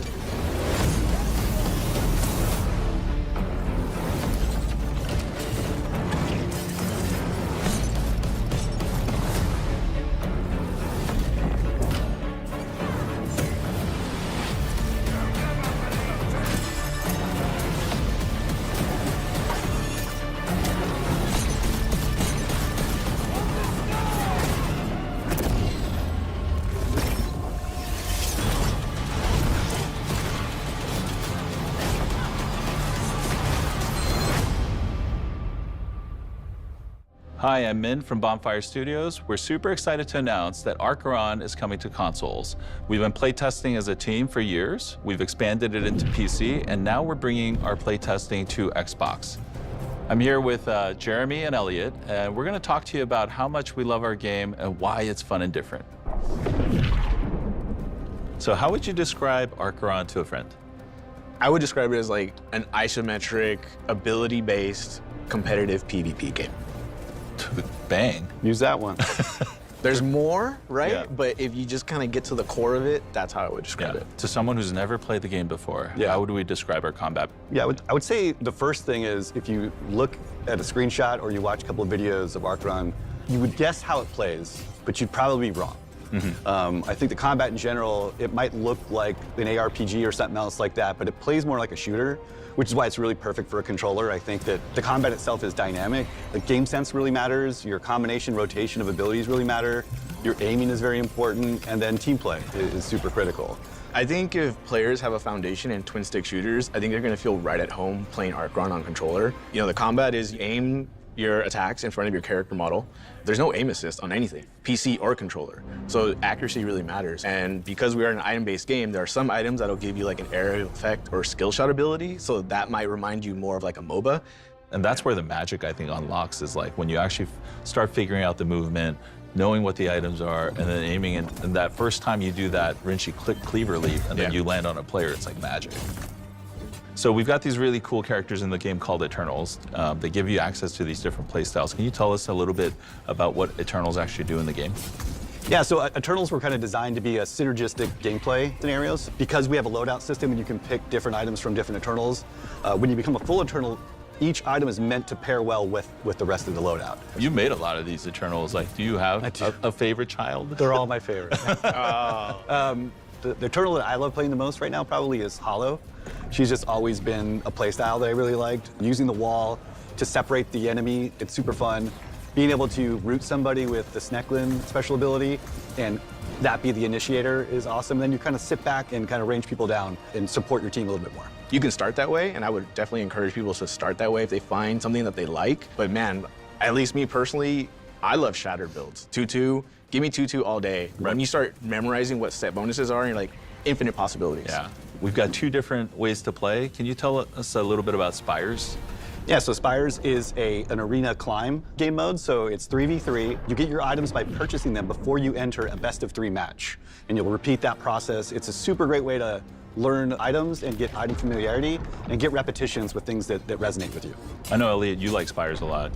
Yeah, I mean, I like both game modes for different reasons, but I think Spires is a great way to kind of warm up to even get into Ascension. You know, like Jeremy said, this could be the nice way you start, and then you kind of graduate into that Ascension mode. I think that's a good segue to jump into Ascension. So, playing Spires, you're getting the reps, you're mastering combat. Right. Now you've learned that, you're jumping into Ascension. What's happening in there? Yeah, so if Spires is all about player agency and selecting what you want and getting familiar with it and getting reps with the things that you're into, Ascension starts you with nothing. And there's 45 other players, 15 teams of 3. You all start with nothing. You need to loot on each floor, find your items, build your loadout, synergize with your team, and at some point, the beacons will call. You're kind of just building tension. Every beacon fight feels like the final fight of another larger scale multiplayer match. The top one has the added tension. And all right, this is for all the marbles. You make it all the way to the top and you win that one. I just feel like that's just peak Archeron. Yeah, it's just how charged you feel when you win 4 fights in a row is just pretty nuts. So we've told you a lot about how fun Ascension is to play. Now we're gonna show you the final fight of an Ascension match from our morning playtest. Okay, you're on your own, carrot. Okay. Green. Gotta back out. No glow. Toker's down. Got a Topher. I'm watching Topher's body. And full healing. Oh. Right there. He's rezzing.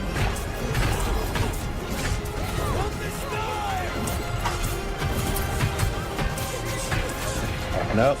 Healing. Oh, I got no heals. Yes! Yes. Yeah, let's go. Thank you so much for allowing us to share Archeron with you today. The game's coming to Xbox very soon in our cross-platform closed beta. We hope you'll join us there, and if you're interested, go to our website for more information. See you in the tower.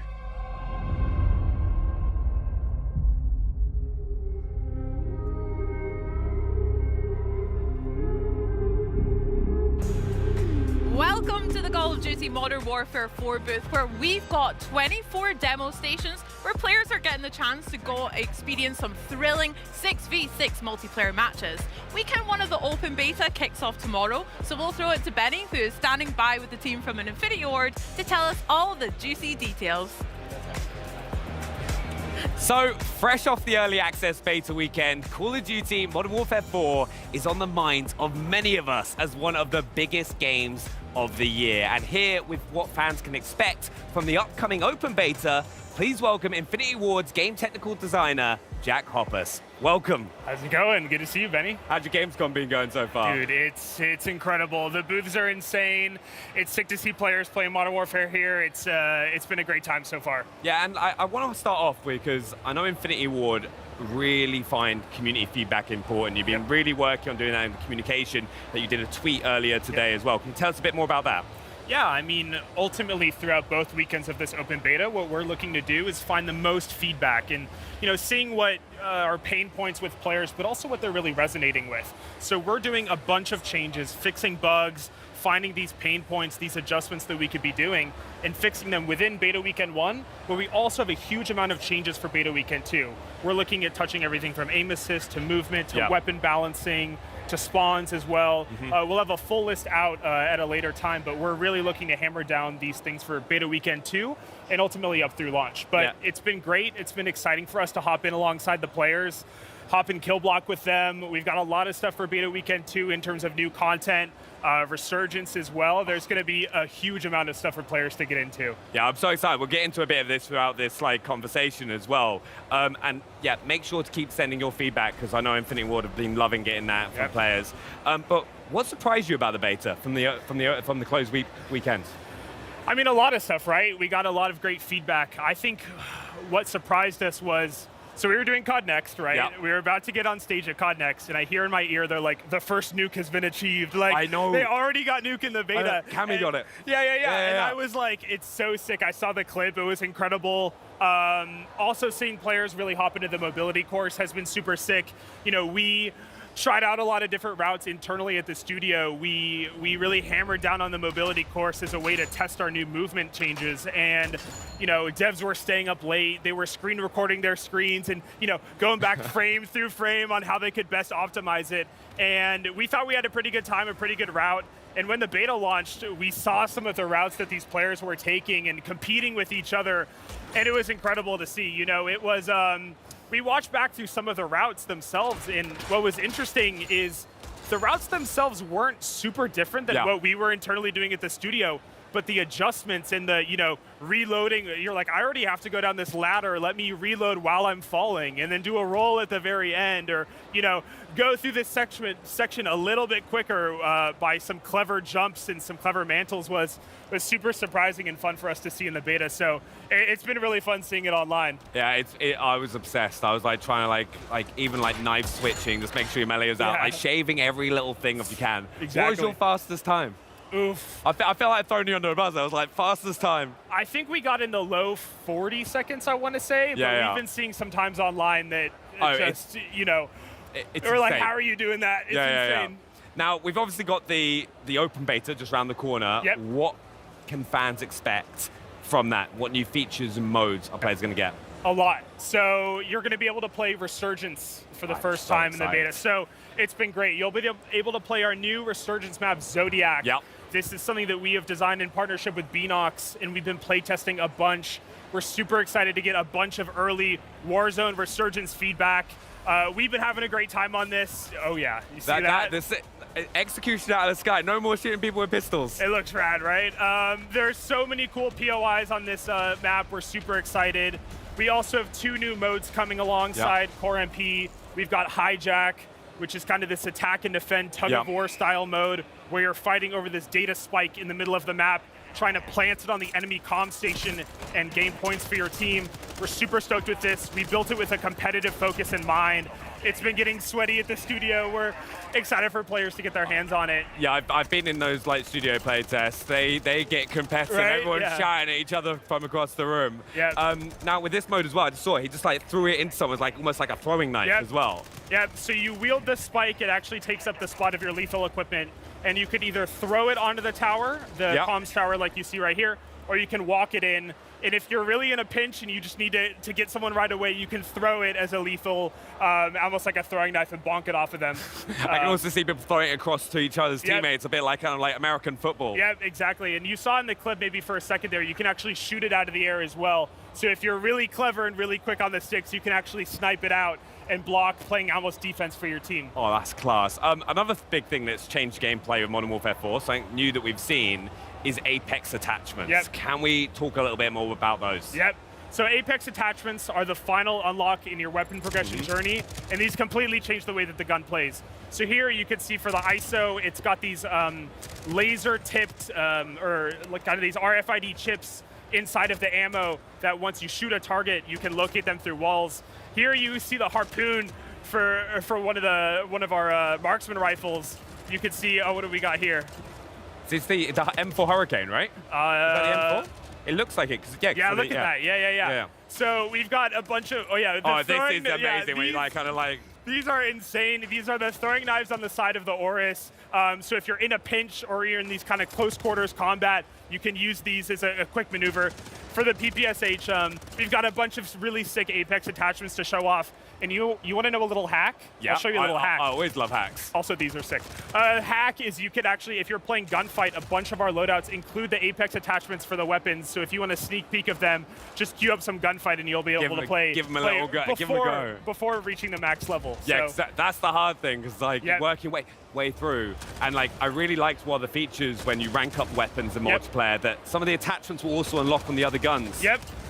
So we really wanted to streamline the weapon progression journey this time around and have it be incredibly satisfying where, hey, I already unlocked this attachment on my M4 and I'm leveling up a different rifle. Yeah. Why do I need to unlock it again? We're just going to let you skip that level and go right on to the next one, making, that first level up, unlock a bunch of attachments, and then progressive weapons down the line, you'll be skipping levels left and right. Now, multiplayer is obviously such a huge part of Call of Duty, and Modern Warfare 4 is really trying to advance that. Can you tell us sort of more of the vision for Modern Warfare 4 and what innovations that we can expect? Yeah. I mean, overall, our vision with multiplayer for this game was to make you feel like you are having the most fluid, grounded experience that you can in a Call of Duty game. With this means that we never want you to feel like you're stuck in an animation or you can't do something.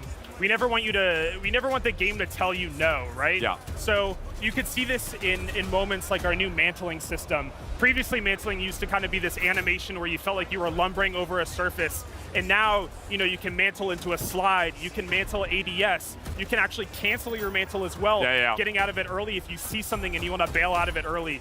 So our philosophy with multiplayer this time around is to give you the most freedom that we ever have, and have it be the most fluid, grounded, and really polished multiplayer experience that we've had to date. And a lot of that comes with feedback from the community, right? Like what we've been doing with the open beta, or with the early access beta last weekend and the open beta this weekend, is to really see what players love and what we can really polish upon for launch. So that's really been our guiding light, is following what we find to be is true and listening to the community as well. Yeah, I think it goes back, like the community sending feedback, kind of making those changes, and also getting in the mobility course so you can like perfect that movement. It really does help. Yeah. We built it as a way for ourselves to test the movement, but we were having so much fun with it that we wanted to get it in the players' hands. It's such a fun thing to do because you like try to shave all those times off. But talking about the fun things to do, there's some players don't want to always play a competitive mode. What other fun stuff do we have coming for Modern Warfare 4? Yeah, I mean, in the second weekend of the beta as well, we have our new ground war experience. This time it's called Combat Outpost, where you're fighting over these 3 key buildings in 2 POIs in Hajin, which is our big map where DMZ will take place. And you're fighting over these big outposts, and every time, the more time you stay on the point, the stronger that your outpost is going to be. You're going to reinforce it, and eventually it's going to start off with these UAV radars, and then it's going to be airdropping in kill streaks for your team. And then if you progress long enough, you're actually going to get tanks so you can push into the enemy territory and gather more outposts for your team.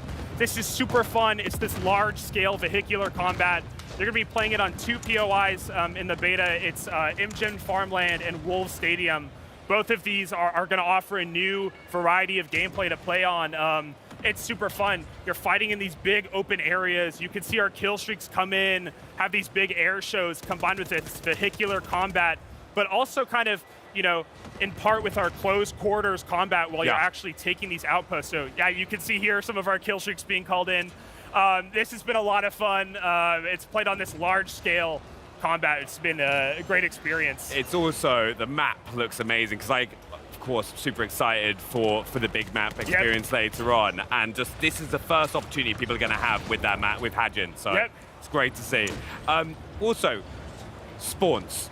Yeah. I really want to touch on this because it's such an important part of Call of Duty and like your playing experience. Yep. Can you tell us the approach for that with Modern Warfare 4? I mean, we've gotten a great amount of feedback from the beta, and it's clear that some of our spawns need tuning. So this varies from mode to mode, but what I can say is that we've been in there with you guys in the beta. We are looking at more than just the data. We're looking at the feedback. We're playtesting a bunch of the studio right now, and we've got fixes incoming for spawns, and it's definitely something at the very top of our priority list to work alongside the players, to feel it with you guys, be in the playtests. And it's something that I can tell you right now, we're definitely working as we speak at the studio to make sure that this is perfect, not only for beta weekend 2, but for launch as well. It's definitely something that we are going to continue to work on. Yeah, I'm really excited. And like, I know you guys play an absolute ton. Like you were saying, we were chatting earlier, you've like played over 16 hours in a day already. Yeah. So, no, I'm super excited. I just want to say a big thank you because obviously Modern Warfare 4 here has been making a huge splash. Yeah, it's great. Like you can see all the fans like queuing up, playing, getting the experience and seeing what we have on offer. What's one thing as well that you're most excited about with Beta Weekend 2 coming up for players? We got fun new maps coming in. We got Lithium, which is a new 6v6 map, which I love. I'm excited to welcome in more players into the beta itself. You know, we're gonna have a huge suite of players jumping alongside with us. Players will get to play the campaign again as well. That mission is incredible. It really sets the tone for the story and the cast of characters that we really want to show off. And honestly, just hopping in alongside with you guys, it's going to be, you know, we at this studio, we're hearing this feedback, we're gathering it all, but we're also playing alongside you guys, which has been great. Yeah, I'm just determined to try and get a nuke at some point this weekend. Because like you said, Cammy dropped the first one during COD Next, which was insane. It was insane, I'm telling you. Like, you got any tips? You got any tips on how players can go ahead and get that nuke? I don't know, just be coordinated. Don't play too risky, you know, if you want to get that nuke. But, I mean, we saw it at COD Next. We saw it way earlier than I thought we were going to see it. It happens. It's incredible. It happens. I'm excited because, like, obviously Ghost is going to be available with the Beta Weekend 2. That might help with the UAVs, so I'm excited. Yeah, they're going to reach 10 new levels as well. You're going to level up to level 30. New perks, new field upgrades, new equipment, new kill streaks, new stuff for player progression. So hit that level 30 as well, and there's a lot of fun stuff for you to play. There's so much. You've got multiplayer, resurgence. You've got the big map, kill block, single player. Campaign. Got a lot of stuff. Yep. It's got to be the biggest beta ever. But Jack, honestly, thank you so much for coming and talking to us. Like, I really enjoyed it. I'm really excited for the weekend. And yeah, make sure you get involved as well. But yeah, thank you so much, Jack. Yeah, thank you. Now, today we've seen the future of gaming, from horror to racing, from sims to first-person shooters, and everything in between. And there is a ton to look forward to, including more than 15 titles available on Xbox Game Pass. Plus, with the biggest games coming to Xbox like Minecraft Dungeons 2, Gears of War E-Day, EA Sports FC 27, NBA 2K 27, Fable, Call of Duty Modern Warfare 4, and Grand Theft Auto 6. No matter where or how you game, the best place to play is on Xbox. Now to a psychological survival horror game with a unique retro look and feel. Fight and survive against the ominous presence slowly consuming this 90s Polish town. This is Holston. Wczoraj przyszedł faks. To jest głębsze niż ubojnia. Większe niż nowa trójca. Znów mu odjebało. Ktoś tu jest? Halo? W trójcy jedyny na przebłaganie.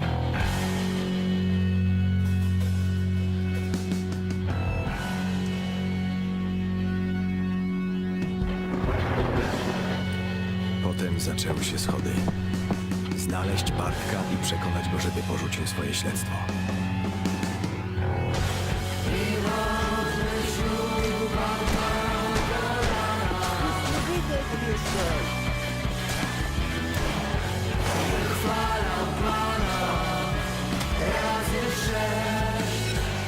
Wiem, jak wiele przeszedłeś. To w tobie jest paskudna skaza. Musisz się z nim zobaczyć?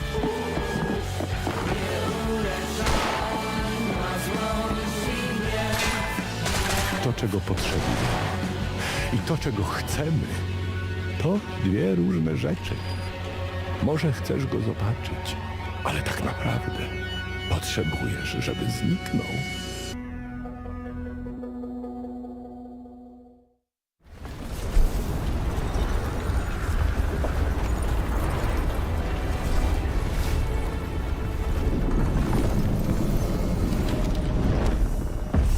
Hello guys, today I'm excited to share a closer look at Tides of Annihilation through our first hands-on demo and story trailer at Gamescom.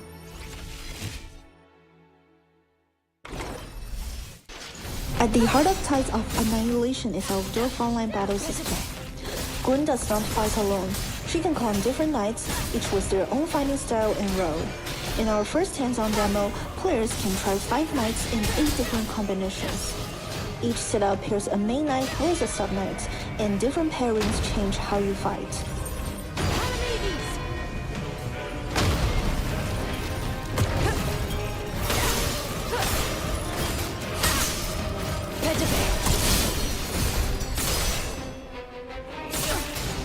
Try this.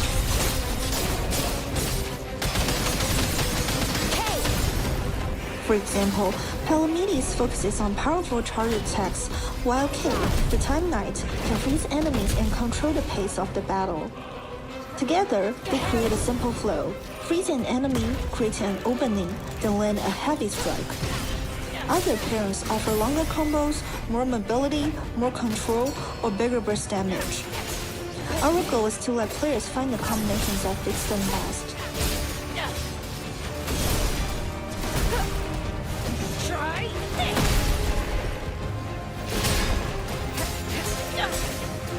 Gabby!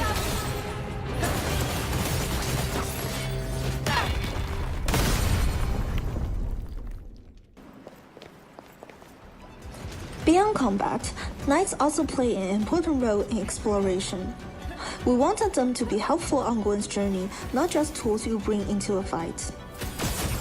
For example, the archer can use a charge shot to break obstacles, ignite certain targets, and even create road paths in the air, helping Gwen reach places she otherwise could not.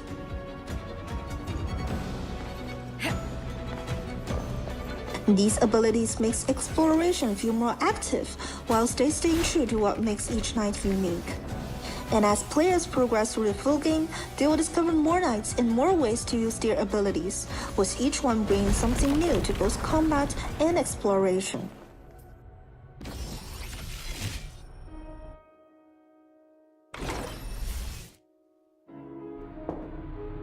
While the knights are a big part of Tides of Annihilation, Gwen is still at the heart of the story. Our latest story trailer at Opening Night Live shows an earlier side of her, before she becomes the fighter players meet in the game.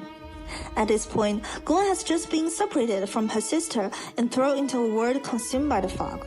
She is not trying to save the world, she just wants to survive and find her sister. That changes when Guinevere tells her that she carries the power of King Arthur and may be able to command both the fog and the knights. But if you wish to reclaim London, you must harness the fog. Her words, "teach me," mark the moment she decided to step forward. By the time players meet Gwen, she is already stronger and more determined. But her journey is only beginning.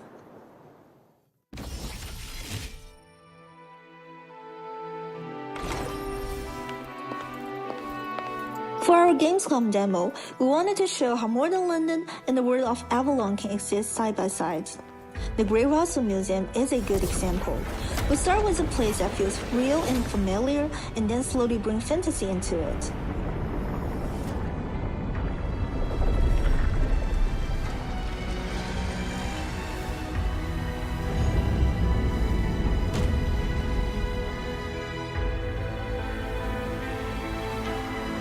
As players move through the museum, they begin to see that change. Vines grow through the building, broken knight's armor fills the halls, and the world of myths starts to take over. We also expanded areas like the Chinese, Egyptian, and Japanese galleries, while keeping the identity of each space. Later, places like the Book of the Dead, Folded Realm, and Reflection, the Great Russell Museum takes players much further into the fantasy side of the world. What ties it all together is what we call apocalyptic romance. A world where modern London meets ancient legend, and where destruction can still feel beautiful and full of wonder.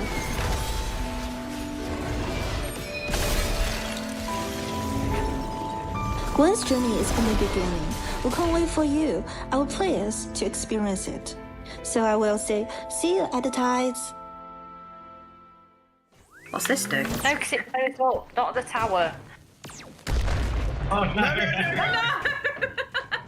What did you do? Wait, I didn't know that was going to happen. What do you think will happen? Okay, battery is off. Should we put the big things on first and make it easily climbable? Are you on? There is also a hover pack over here. I would like one of those. This is insane teamwork. Good, isn't it? Yeah, later guys. If that reaches 0, it collapses.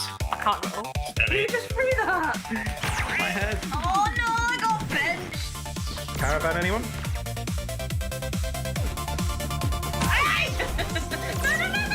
No, let go. One car, please. Ah! I want a bat, but not like as hot as... Ah! It bounced back. Oh, my gosh! Oh, quite in time. Hello! Guys, we built a tower. Oh no! No! Move on over, Aladdin. Bit all that, innit? There are so many incredible games on the horizon, and with so many titles coming to Xbox Game Pass, it's only fitting to bring fans into the world of Game Pass with an interactive quest and one giant green button. The big green button here transforms the Xbox booth into an interactive quest, powered by Xbox Game Pass.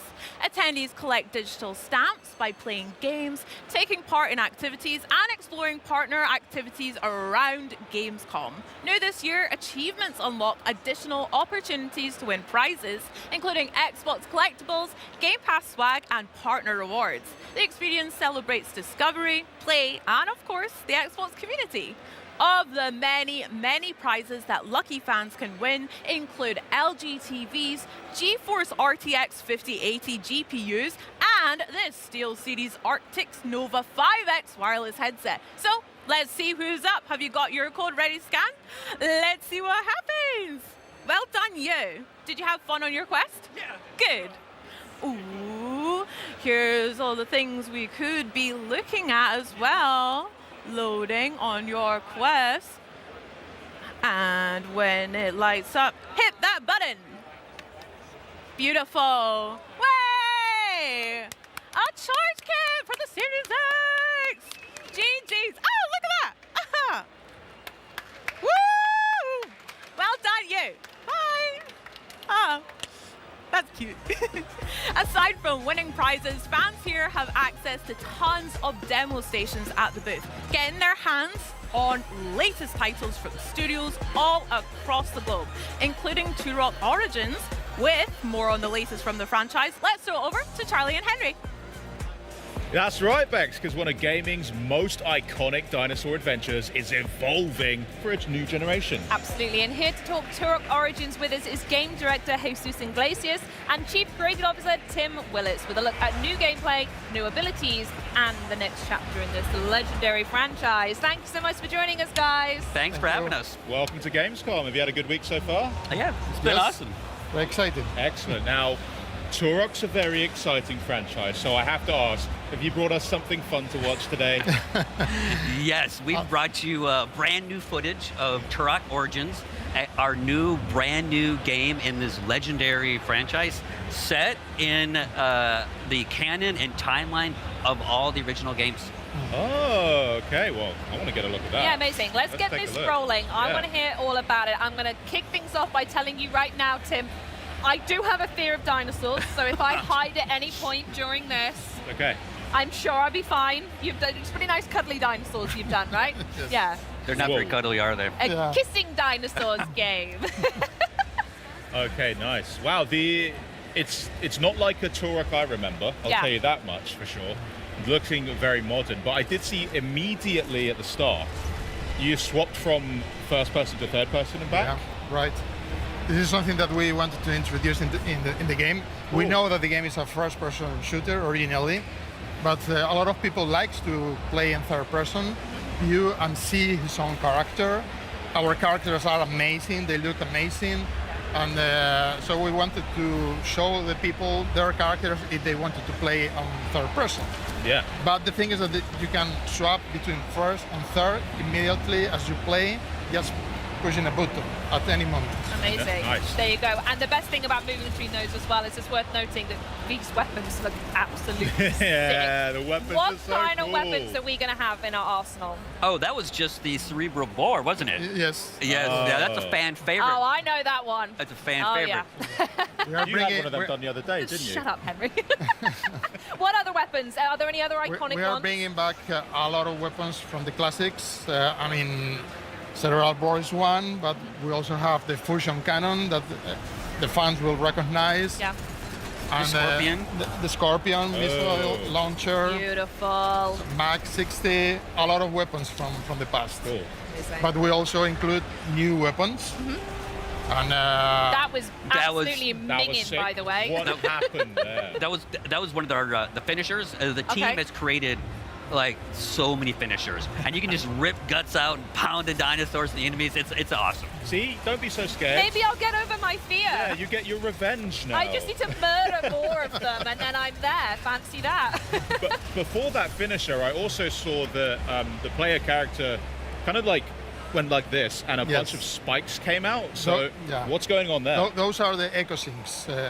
Which is something that, I mean, every character features a bio suit that allows him to extract resources from the environment and then synthesize in abilities that you can use at any time. Cool. That's I cool. see, okay. Yeah, it really adds a different dynamic to the Yeah. combat. It's not just guns and melee. You have all these cool abilities.